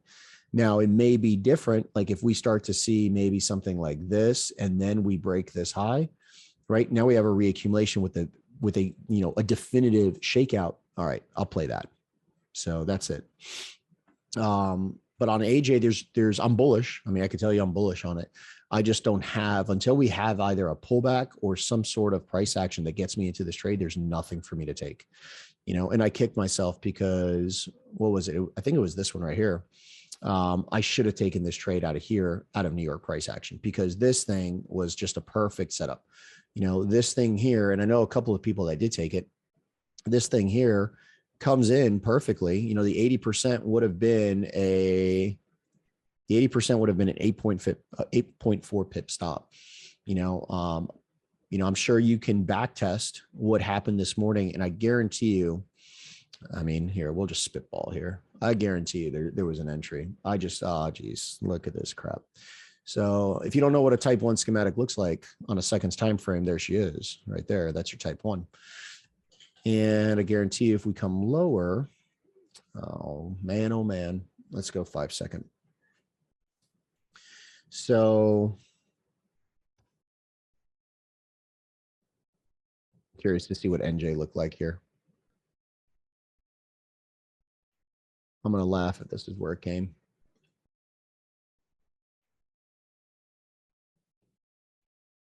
Where is it? Huh. Yeah, that's where it came. So yeah, I mean, there was your entry. There was your entry this morning. How the heck did we miss this? I mean, I know I play Chef JPY, but how the heck did we miss this morning out of this reaccumulation? What would this have been? I'm gonna have to put this in my missed trades. Why did we not see this? Well, there's your 1 to 56. So, I mean, for anybody that wants to look at maybe trade a 10-hour trade, I mean, that was it. Play the reaccumulation move. Yeah, that sucks. All right. I'll have to journal. I'll have to look at this later, why I missed this. Do you check your futures charts often? I check them every week. Yeah.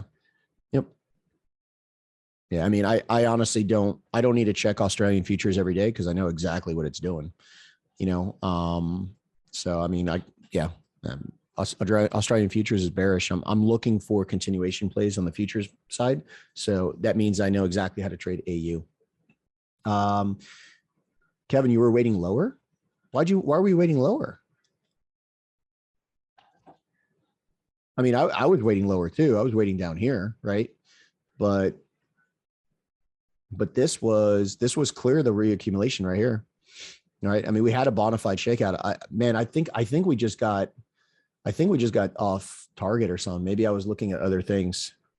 Yeah, I know. I was looking at the bigger reaccumulation too, but this was it, man. This was it. This was whoever needed a challenge passed. AJ gave it to you today. If you had a 100K account and you threw $250, which is 0.25%, That made you $14,152. All you needed to do was 10K on FTMO. All you needed was 8K.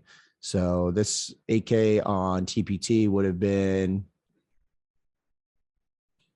8K. So you would have passed your challenge in 8 hours. So yeah, damn it. Oh, well, it is what it is. All right. So AJ, yeah, it is what it is, man. Damn it. I should have been on that one this morning. I had it in my watch list. I don't know why. Where were we at New York Open? Oh, we were right here. We were there at New York Open. Why the heck?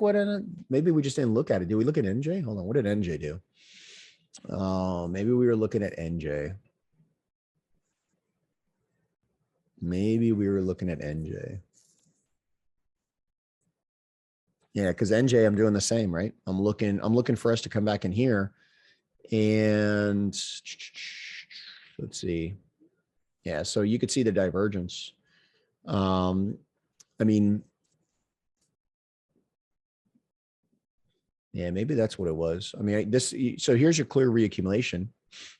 That reaccumulation causes the break. So this is significant, right? This is like some people call this like your decisional area. I call it my slingshot, right? This is what caused this break right here. So this is a very important area. And on NJ, it doesn't come quite low enough, but on AJ, obviously it came right into that 80% of the accumulation.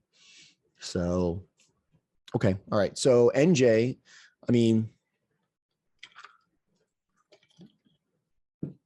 NJ, I'm still holding trades on NJ. I'm holding this position right here from the end of March.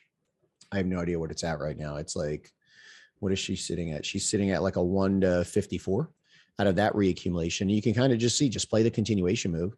And then those of you guys that were on the Zoom calls in the middle of March, you guys saw these 3 positions that we took out of here. And these things are all over 1 to 100s, right? There's no reason to close them out. What am I targeting on NJ? Just go up to the weekly and you'll see, without a doubt, my target is to get up above this 94.50 zone, right?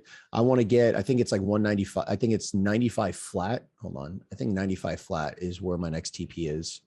Yeah, I think it is. No, 94 flat. That's what it is. 94 flat is my next TP. So that's where I want to take this, because this is telling me, I mean, just look at this price action, right? We can see, where is it? We can see the distribution, the redistro, right? We've already invalidated our first area of supply.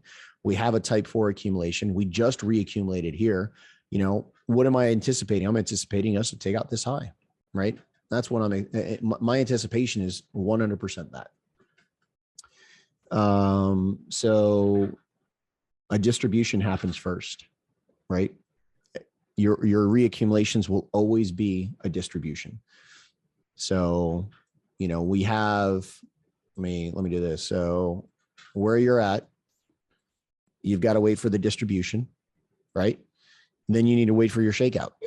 So if you remember this, 3 drives up minimum, you need minimum of 3 drives up, and ideally a perfect scenario, 2 drives down, right? So you'll get that break.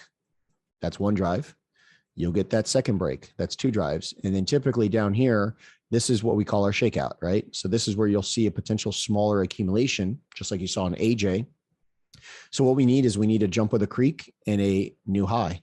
So when we do this, we are now in a reaccumulation. So your distribution has failed, right? And then what would I be looking for? I'd be looking for price to come back into this. This is my buy to take it higher. So you also have to look at like directional bias, right?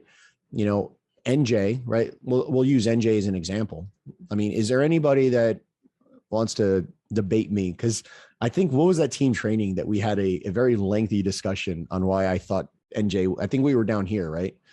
We were down here and I was saying that I'm bullish on NJ. And I know we had a really good discussion on it, but I was bullish on NJ from there simply because of why we came into this 80% on the money of this accumulation that then confirmed this. So on NJ, I don't care about distributions. Listen, we're bullish. I'm not looking to try to sell this stupid thing. Now if I can hedge it, all right, whatever. I'm in a bunch of buys from this, so I don't mind. but the sell is not of any importance to me. The sell for me is just a reason not to take partials on the buy. For me, what I'm looking for is the continuation move. All right. So, trading, I'm sure a lot is left out of. Yeah. I mean, I'll tell you this, it is very difficult to explain all the idiosyncrasies of trading in a very short call. There is a lot that goes into it. There's a lot of in-depth analysis. It's not as simple as let me hit the green or the red button on my phone and try to, make money off of it. There's a lot that goes into it. I'm sure there's a lot, or the New York session makes it easy to commit to a schematic with order flow. I'll tell you this, I trade New York session. I do get up. I say I get up early, but I definitely get up early on Thursdays and Fridays. I'm there for London crossover because I can tell, my journal tells me that my alarm needs to go off at 5 a.m. Eastern time for me to get on the charts then.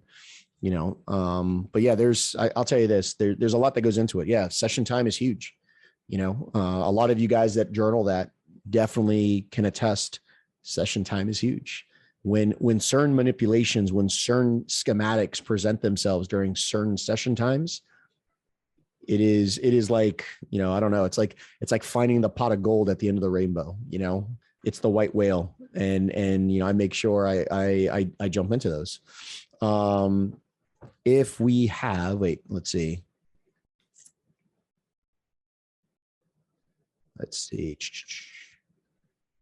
With tiny stop losses. Yeah. I think the smallest stop loss I've ever used was, I think, like 0.8 pipettes, like 0.8 of a pip is what my smallest stop loss I've ever used. Let's see. But then again, I don't mind. Listen, if for me, if I can take a intraday, that Chef JPY buy, yeah, like it's at 1 to 1300 or something like that.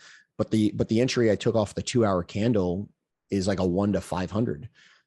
So taking it off a 2-hour candle with, I think it was something like a 7 or 9 pip stop.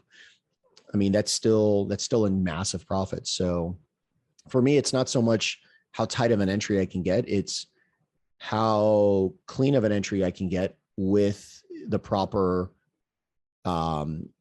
risk and what my risk to reward would be. For me, I've said it a bunch of times, for me to open up my MT5 and say, all right, let me look to see how I'm going to put this trade in. It's got to be a minimum of 1 to 10 to my first area that I'm going to partial out. To the area where I could say I'm going to pay myself some profits, it's got to be a 1 to 10. Otherwise, I'm not going to give it the time of day. And not to say that if you're doing 1 to 5s, 1 to 7s, 1 to 3s, it's a bad thing.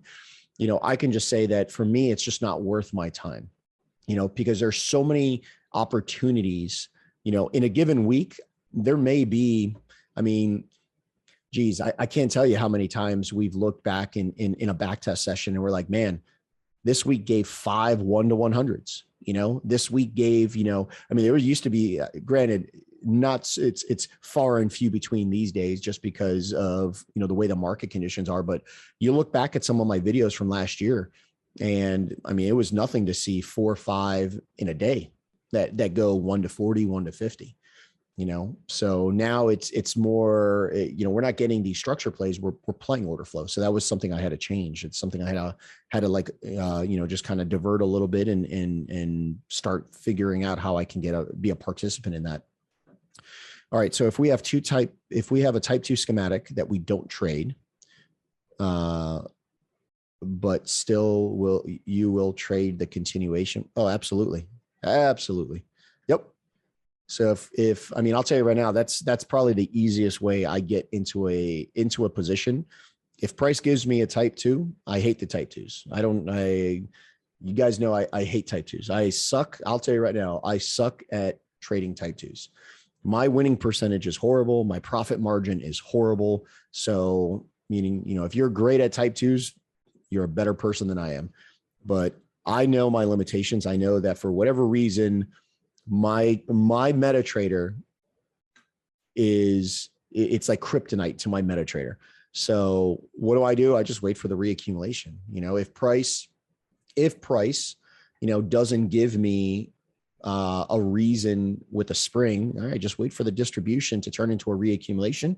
Hopefully we get a shakeout in that reaccumulation. And then that's where I'm playing from all day long. Yep, absolutely. Do I always keep an eye on volume? So when I trade stocks and crypto, yes. Not when I trade Forex, because you're not getting the proper volume. I'll tell you right now, if I pull up a Wanda volume on here and I pull up no, you can't do it on Forex.com, but I pull up FXCM, totally different volume. So yeah, on the Forex side, we don't have we don't have access to the actual true volume. So for me, I don't look at volume like he does in his trades. Bear with me 1 second. Hold on.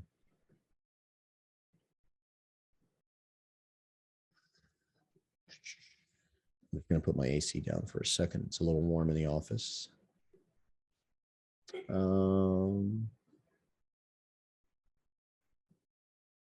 You're struggling to find the difference. Oh, wait, no, yeah, we covered that, man. Yeah. So hopefully that makes sense. Hopefully whatever I just went over makes sense for understanding reaccumulations and distros, and vice versa for accumulations and redistros, right? It's always going to start out as an accumulation or a distro. Just wait for it to confirm as a reaccumulation or a redistro.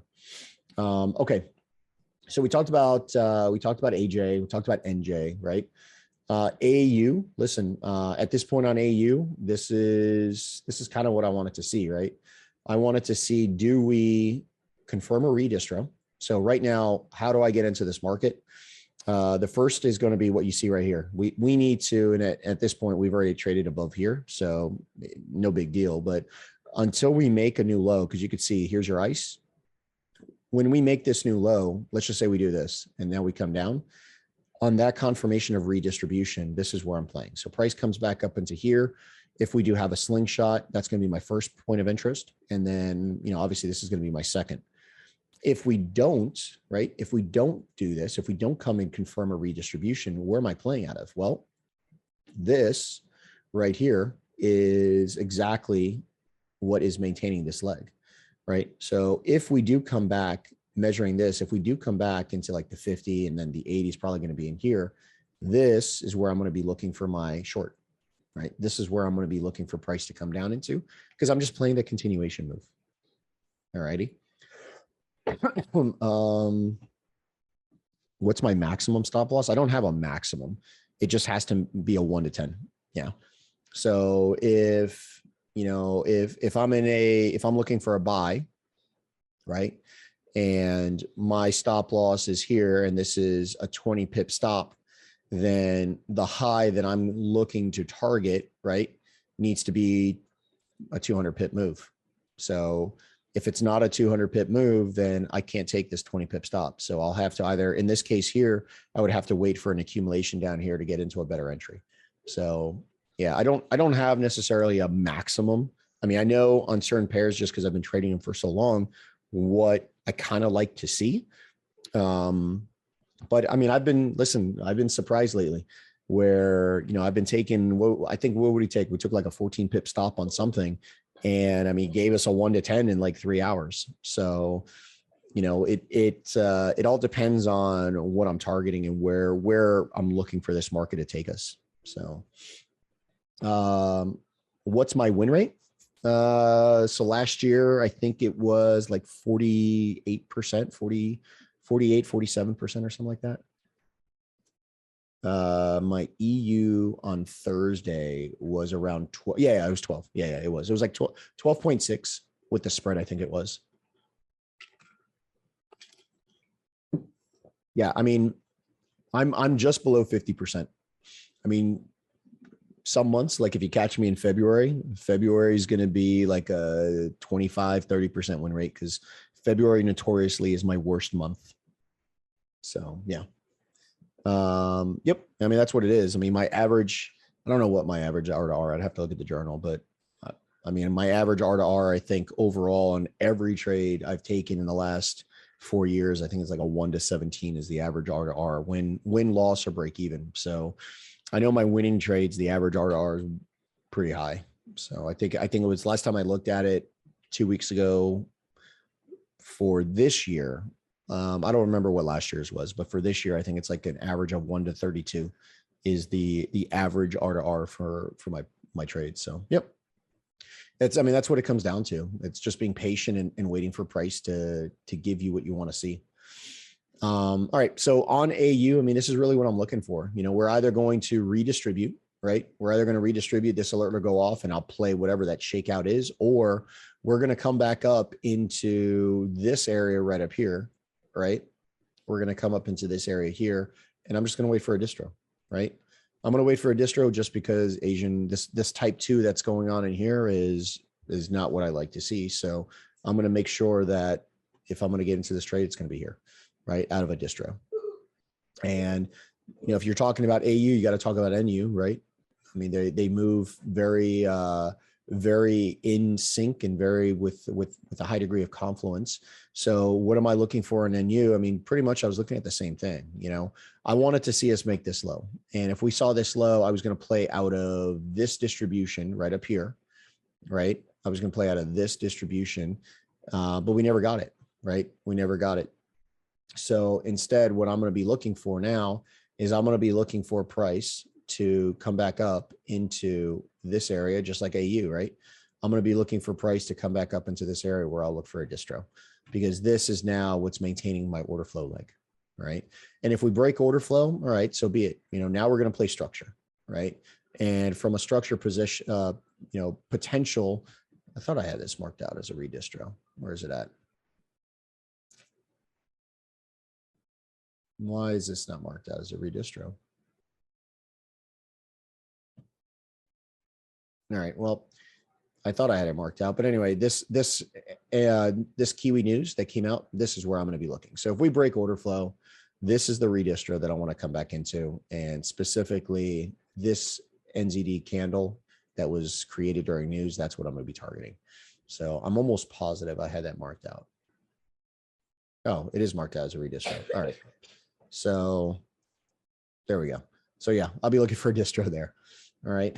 So that's what I'm looking at. You know, I heard you say you take a 20 pip stop loss if you get a one. Yeah. I mean, if I get a 1 to 10, I'll take a 20 pip.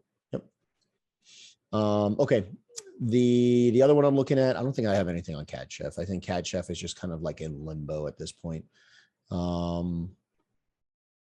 Yeah. So we finally broke this high. So, I mean, for me now on CAD Chef, I mean, this is what is maintaining. No, I take it back. Yeah, this is what is maintaining my structure point. So now what I'm going to be waiting for is, do we come back to here, right? I'll be looking for a buy, which is 200 and something pips. So this isn't going to happen this week. Or do we come back into this play here, which potentially could be into this reaccumulation? So either way, I've got to wait for a massive pullback on CAD Shift before I really get involved with this. CADJ though, so on CADJ is actually doing pretty nice. I'm pretty happy with what CADJ has done for me. The buy I took back in end of September, same thing, right? Out of the reaccumulation. This thing is sitting now at a 1 to, did I break 1 to 100? I think I did. Almost 1 to 98. So it's at a 1 to 98. And you can kind of just see what I'm looking for, right? We were just looking for continuation play. We never really got the continuation play out of here. And ultimately, this is what I was looking at right in here. This is what I was looking at last week. So what do? We broke, right? We confirmed reaccumulation here. I was waiting for it to come down here. We never got that pullback. So instead, what did it do? It reaccumulated. And, you know, this thing ticked me off because it missed me by like a smidge, right? Missed me by like 2 pipettes. So what do I do to get into this trade? Well, same thing, right? We can see that price distributes, creek, We have a shakeout that happens in the right session time, right? This is London crossover. And then what do? We confirm the break. So right here, that is my reaccumulation confirmation. Entry came in off that 80%. And there we go. That's the entry. So paid myself some partials, you know, what I risked on this trade. And now this stupid thing, I mean, it's doing pretty well. I think I'm up like 260 pips now. It's more than that now. I'm up 288 pips, and it's sitting. I mean, it wasn't a great stop loss. I mean, it was 5.3, but it's at a 1 to, what is that, 1 to 54. So it's sitting at a 1 to 54 in a week. You know, so same thing, continuation move. No, don't get me started on my FTMO account. Nope, I don't. I got to close them out because apparently they don't feel that I know how to hold the trade over the weekend. So I hold them on my TPT and on my personal account. On FTMO, that's why honestly on my FTMO account, I probably make, I don't know, 4% a month. You know, it's always around like 4.2. You know, I think 1 month was like 3.9% because I don't get to hold these that often. You know, where price ended up, we ended up closing, let's see. So on Friday, when I closed this trade right here. Hold on. So I closed this trade probably, I think right here. I closed this trade at a 1 to 13 on my FTMO account, you know, where on my TPT account, this thing's at a 1 to 54. Yeah.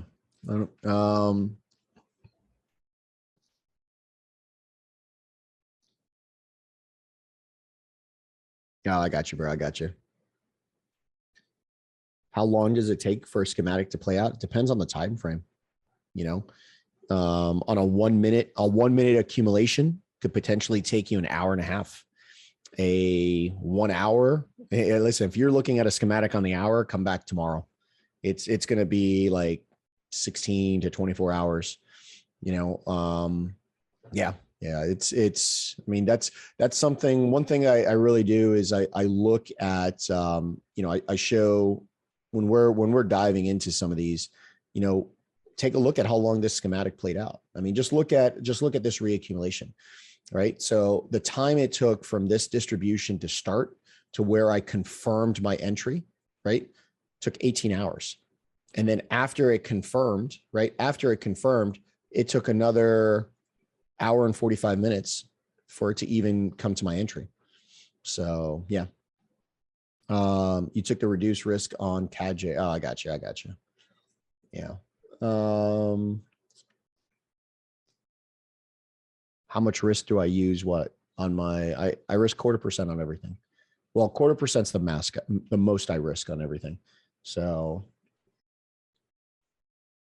why don't you hold over on weekends on FTMO? Because my account that I have with them doesn't let me hold over the weekend. Yeah. I'm guessing you have that, whatever their swing trader account that gives you like the 1 to 30 leverage.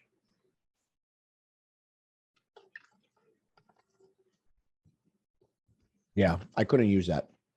Not with a 1 to 30 leverage. I struggle with margin on my 1 to 50 leverage on my personal account.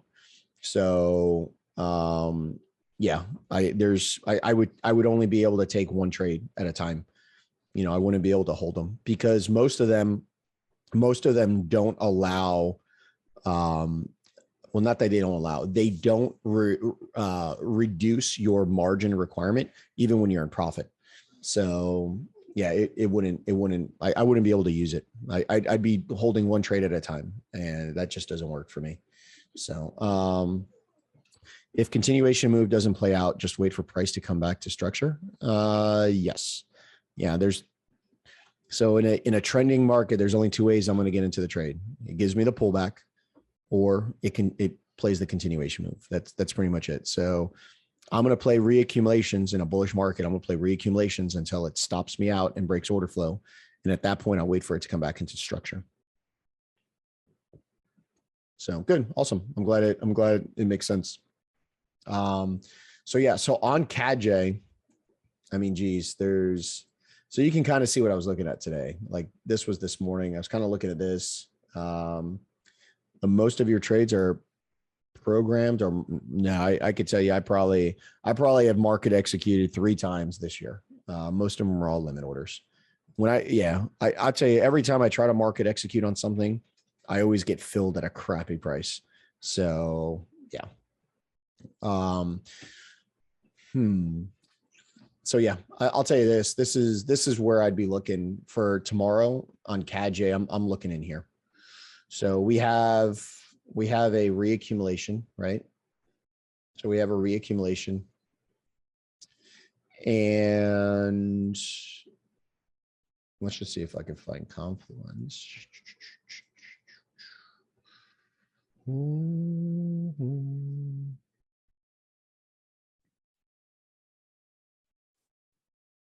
What are we talking here?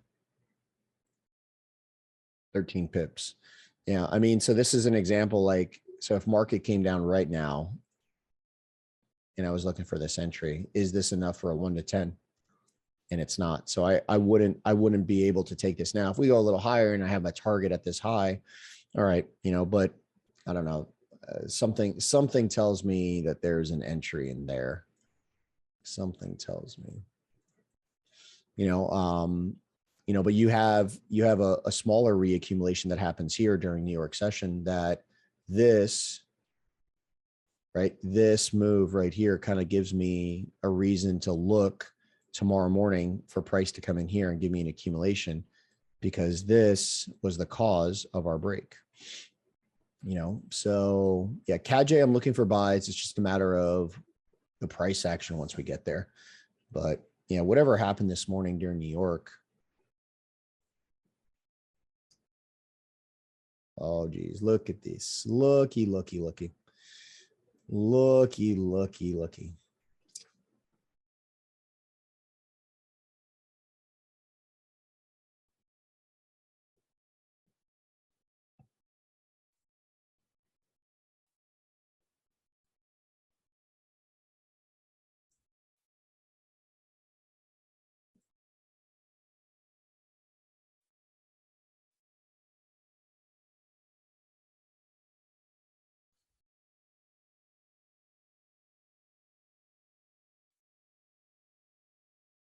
I'm just gonna mark that out so I have it.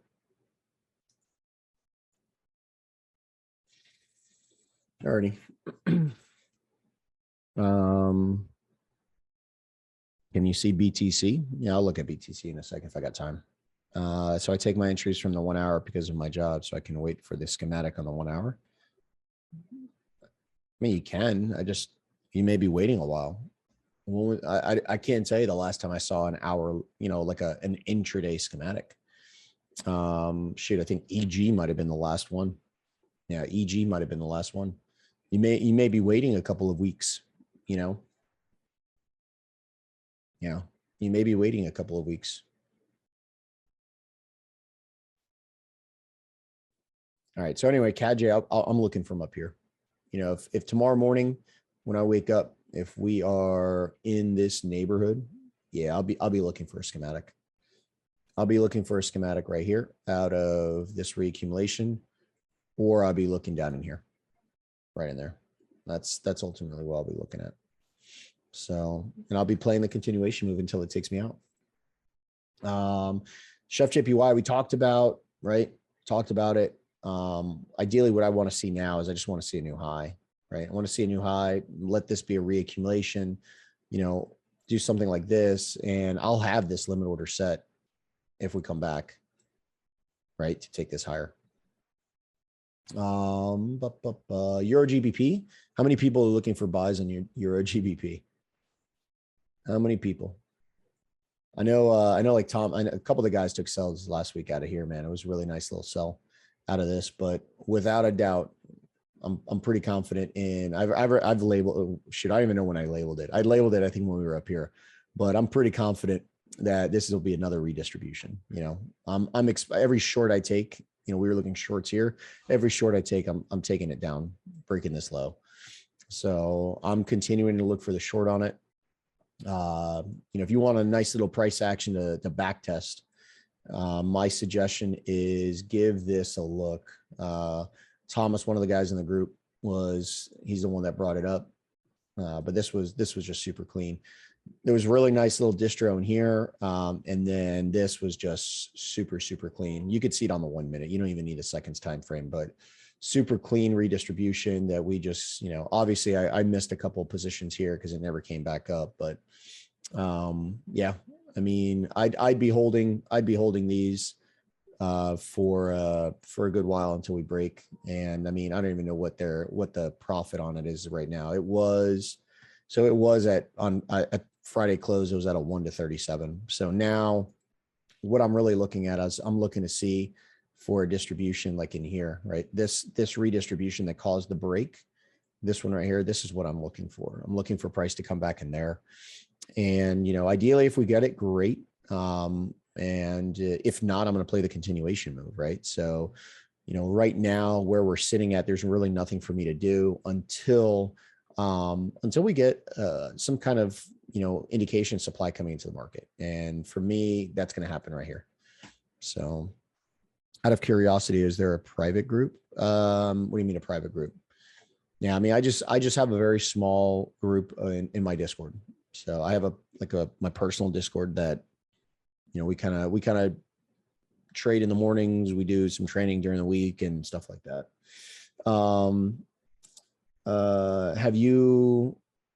Have you even shown an example of your trading journal? Have I ever shown an example of my trading journal? What do you mean? Like for what? Like how I journal? You want to start a journal? Yeah. I'm almost positive, bro. Hit me up in the Discord, but I'm almost positive I've shown you where it's at in the video on how to use it. Yeah.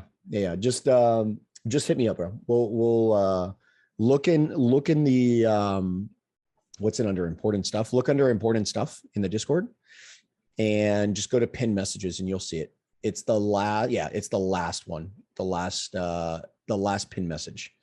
That's and then on my YouTube channel, there's how to use it. So yeah.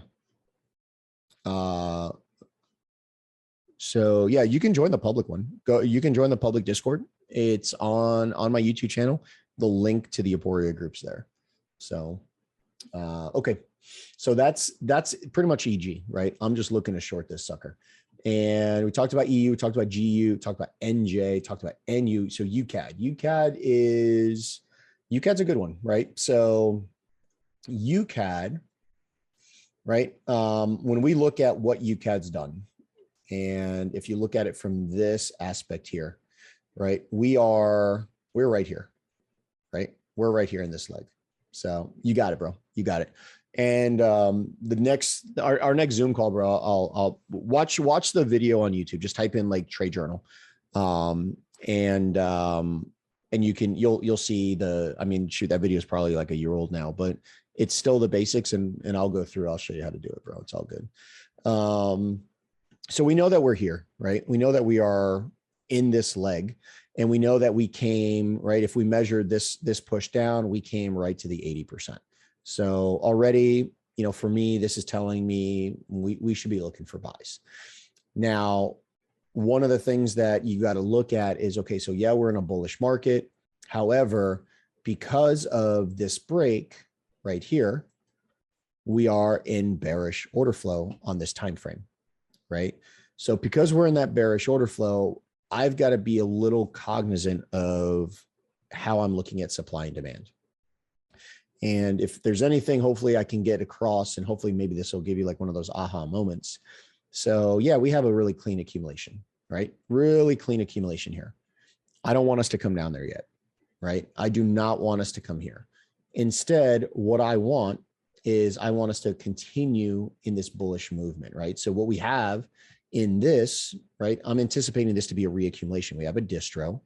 We have that accumulation down here. We have a reaccumulation that's confirmed. I want this to go higher, right? I want us to do this.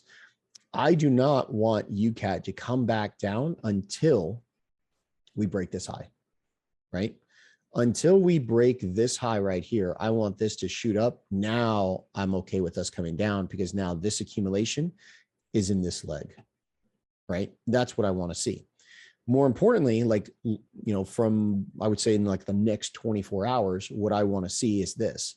I want to see us play, let me go like 5 minutes. So when we're looking at this, right, what I want to see is I want to see price, because we broke this high right here and we confirmed this as a reaccumulation. I'm perfectly fine taking an entry out of here, right? I do not want us to trade below this. Now, if we go higher, I'm okay with it coming back here, but I'm also going to put a limit order here because now we're in a new leg, right?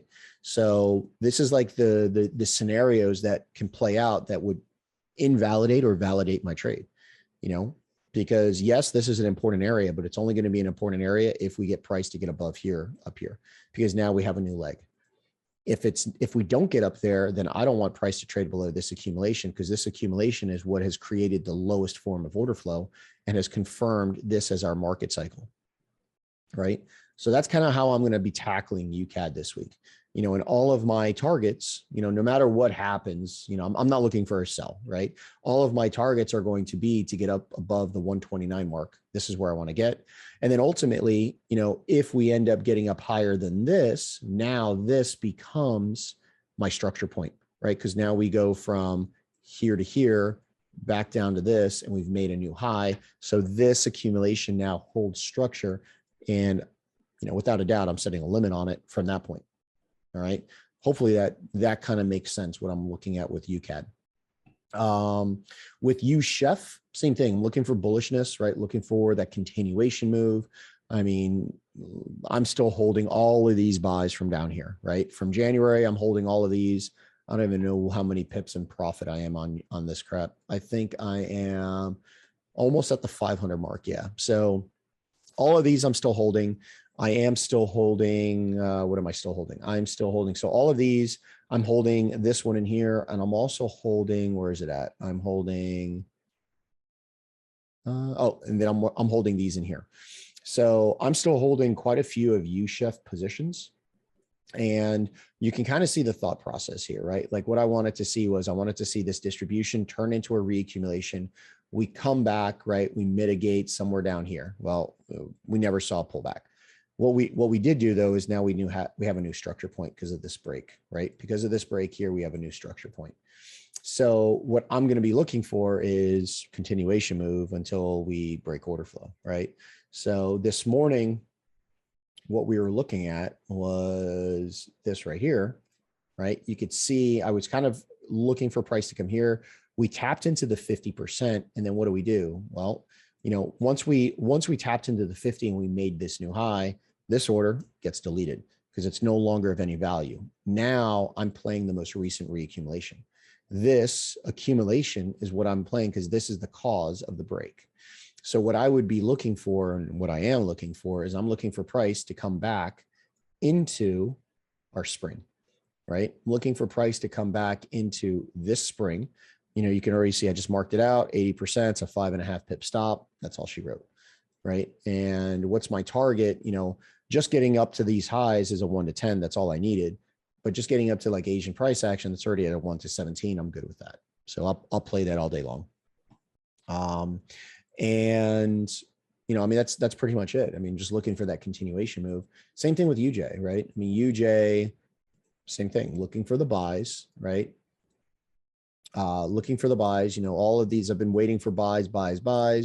This stupid thing down here, I was waiting for the buy out of this reaccumulation, and we just never got it, right? We never saw this reaccumulation in here come back to mitigate. So at this point, this is all just continuation moves. So I'm going to wait, maybe we get it here, right? Maybe this distribution right here gives us something along the lines of, maybe we get, here's your distro, right? Trading range. Maybe we get this, we walk it down, and then we break. And when we do that, now this is where I'm going to be buying out of the most recent order flow to take it higher. If we don't get that, then I need us to trade way lower for me to get involved with this, right? So, I mean, that's pretty much what I'm looking for on currencies. And, on the indices side, yeah, I mean, listen, I'm still long-term, I'm bearish, right?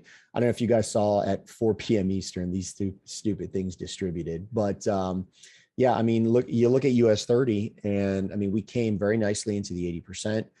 I've been holding sells on it, right? I've been holding all of these sells from up here.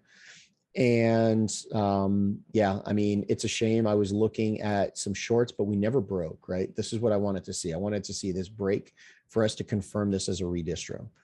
What I did want to see is I wanted to see what we did in here. And yeah, I mean, at 4 p.m. Eastern, when I don't trade, is when we get the stupid distribution on this thing. So this is your distro. You know, we don't come quite into, at least I don't think we come into the 50%. Let's see, do we? Sure as crap we do. We came into the 50. I know we did on all of them. You know, SPX, you got your distro right here, came right into the 50. NASDAQ did the same exact thing, distributed right at 4 p.m., you know, and then sold off. I was actually looking, so, you know, out of the distribution that I wanted to see, I actually took an entry here. And yeah, it sucked. I mean, it hit my reduced risk. I was kind of hoping that we were going to get this to go a little further down. You know, real easy, you know, your distribution created the new low. This was the most recent order flow. And, you know, I got triggered in right here. Boom, got triggered in out of this distro. And as soon as we came in here, I just paid myself the risk of the trade. I was hoping for a continuation move and, you know, hit my reduced risk. That's all she wrote. I mean, I wouldn't have traded it any different. And on SPX, I did the exact same thing, but I took a little more of a tighter entry. So I played right out of here, and this was my entry. Where is she at? So this was my entry on the 1 second. So I know maybe a little difficult to see. Hold on, let's wait for it to catch up. There we go. So you should be able to see your 1 second distribution that happens right here. And what I ended up doing was I played out of the micro distro that happened in there. So I measured this right here, this distro. I took it, I liked it because it was 80% of the entire distribution. And I liked it because it was right around the 50. So I took it off that 80%. I don't remember what the stop loss was. I think this was, I mean, I know it was pretty tight. It was, yeah, it was 7 pips. So it wasn't even a full point. So it wasn't even a full point on SPX. And we came right into it. I mean, it was a pretty clean play. Let's see. Really clean play. You could see this ends up, where's she at right here? This ends up coming right in, tagging my 80%. We get the drop. Same thing. I paid myself the risk and, you know, just to make sure that I wasn't going to lose anything on it. And we just reaccumulated. So out of that, you know, I was done for the day. There was nothing more to play on this. But what I want to see is I'm looking for the continuation sell, right? When we look at what we did, we've just broken order flow, right? We've broken order flow out of this. But so now what I need to see is all right, I need to see supply come back into this market. And right now we have a distribution. This distribution needs to now break this low in order for me to start to look for anything out of this. If for some reason tomorrow morning I wake up and we're here, right, and we do this and we redistribute, then any return back into supply, I'm taking a sell out of it. So yeah, you took it. Yeah, bro. Yeah, I figured that's where you got in. Mike, you are waiting for a buy in CAJ and in UCAD. Yep. Yeah, I'm waiting for buys on UCAD and CAJ. Yep. Can I look at Facebook stock? I guess I can. Facebook stock.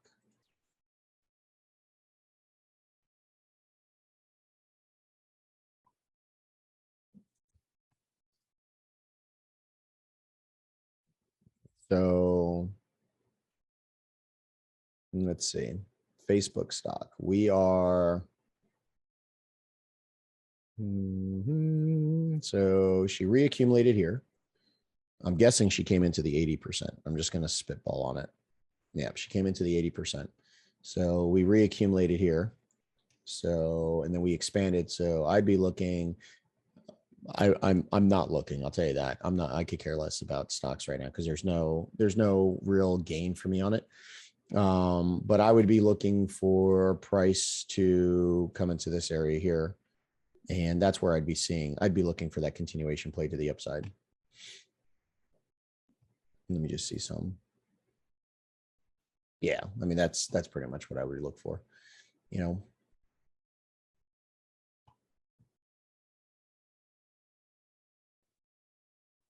yeah, I mean it's pretty simple, but it's not for me. It's not worth it. I mean, just looking at it, if I took it off the 80%, what is this? This would be a 1 to 13. I mean, that's it. And just think about how long this is going to take. It took a year and a half to get for me to potentially make a 1 to 13. Yeah, it's just not worth it for me. Can we look at BTC? Sure. Yeah, we look at some BTC. So I like where crypto's at. I like where crypto's at. So, what did I say? When we broke that 46K mark, right? 46K was what I wanted to see. What was I looking for? I was looking for price to come back into our reaccumulation. This was the 80% right here. This was the 50%. And based out of the market cycles that happened in here, I wanted to see price come into this box. This is where I wanted to see price come into, right? And I mean, what the hell did she do? She came in here and she accumulated, right? We have a bona fide accumulation that broke, right? So now what am I expecting? I'm expecting us to come back in here to go higher. That's kind of what I'm looking for on BTC. Yeah. And I like it. I mean, across the board, you look at ETH's done the same thing. ETH finally broke, right? Finally broke, order flow forming, which is what I liked. And same thing, we accumulated, right? We accumulated. So a lot of these crosses have done it. I'll tell you what, if you guys are looking for Forex is a boring market, just trade stocks. All right, sounds good, man. Yeah, I mean, I've never been able to make the profits that I make out of Forex that I do the profits from stocks that I do in Forex. So, but to each his own, man, to each his own.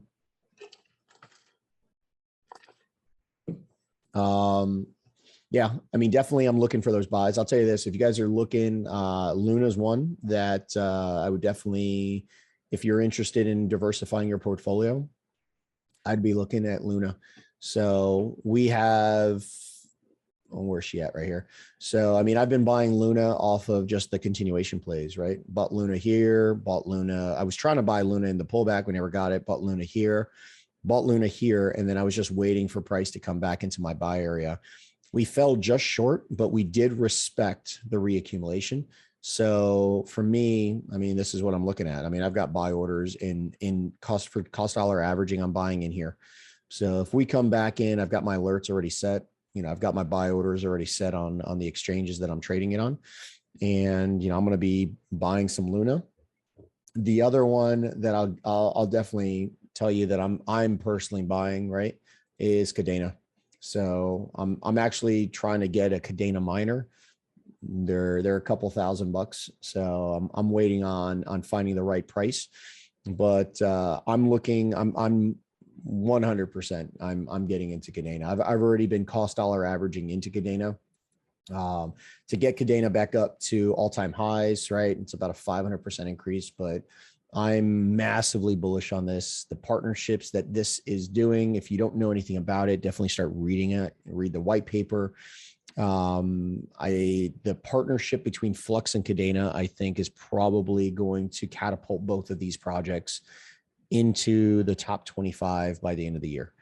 So, give it a look. I'm very, very, very interested. I'm personally dumping a lot of my money right now into Cadena. I haven't really, my first buy on Cadena was at $6, and I've been buying, I bought at 550, I bought at like 580. So if we continue to go lower, I'm happy for it because I want to get better pricing on it. I don't know if we're going to go any lower. I think we may just end up going higher with this. So, but I do like where crypto's at. A lot of the projects are really starting to show some, some potential, some buyers coming into the market. And yeah, I mean, that's kind of what I'm looking at. So I already did a GU. Yeah, just go back to the beginning of the YouTube channel or YouTube video and you'll see GU there. Would GPU mining Flux for Flux node have a better ROI? So don't look at it like that, right? Because here's how you look at it, Sean, right? Let's just say, that okay, so I am mining right now. What am I mining Flux on? I am mining this rig right here. So this rig right here, it's 5 GPUs. And I am making every 7 days, maybe it's 6, but every 7 days, I'm making 25 Flux, right? But now this GPU, 1050, I think I paid like $125 for. This one I paid like 180. This one 125. We'll say this one here was like 500, and another 180. So we're at like 6, 7, 8, 9. So we'll say that this rig right here probably has about $1,200 invested, right? So my return on investment, right, is going to be, I mean, we'll just do the math on it, right? So we're talking Flux is like what, like $1.50 right now, right? The $1.50. So every 7 days, I'm making about $37.50 worth of Flux, right? $37.50. So the $1,200 that I got invested, it's going to take me roughly, what are we talking? Roughly 32 payouts, right? So 32 payouts. So we'll do 32 divided by 4 weeks, right? It's going to take me 8 months to ROI, right? Or I've already ROI'd on it. So, but it would have taken me 8 months to ROI. On your node, you've got to stake 1,000 Flux, but you're staking it. It's not like you're losing it, right? You don't have to return on that. So you've got your Flux in there, and now you're making 6.25 Flux every 8 days now, plus your parallel assets, right? So you're really making, I think it's like 9.3 Flux every payout. So every 8 days, you're making 9.3 Flux. So for me, I would say that if you're not in either of them, the Flux node is the way to go, but you're going to shell out the same money, right? You're going to shell out $1,200 for the miners, or you're going to shell out, $1,500 for the node, but you don't lose your money, right? You don't lose your stake. You can, if you want to shut down your node and pull your money out, you can, and sell your Flux. So it's two different concepts. I would say this, I'm doing both, right? I mean, I've got an entire Flux rig. I've got 2 nodes, actually 3 nodes now. And as I get close to my next 1,000 Flux, which I'm almost there. I mean, what am I at right now? I'm at 825 Flux that I've mined on this rig. And you could see my parallel assets. I mean, this gets paid. I've got 66 Flux, 66 Flux, 66 Flux. And then these are 2. These get paid out, every month.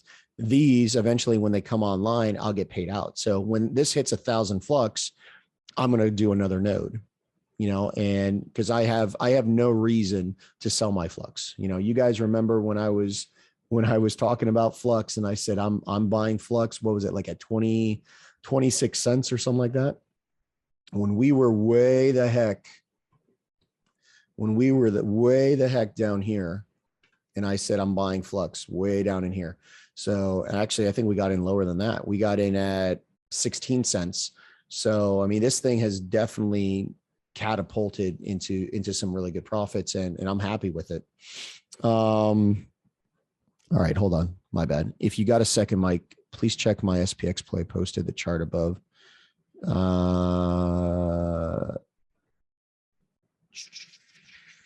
Yeah, I think you deleted it. Hold on.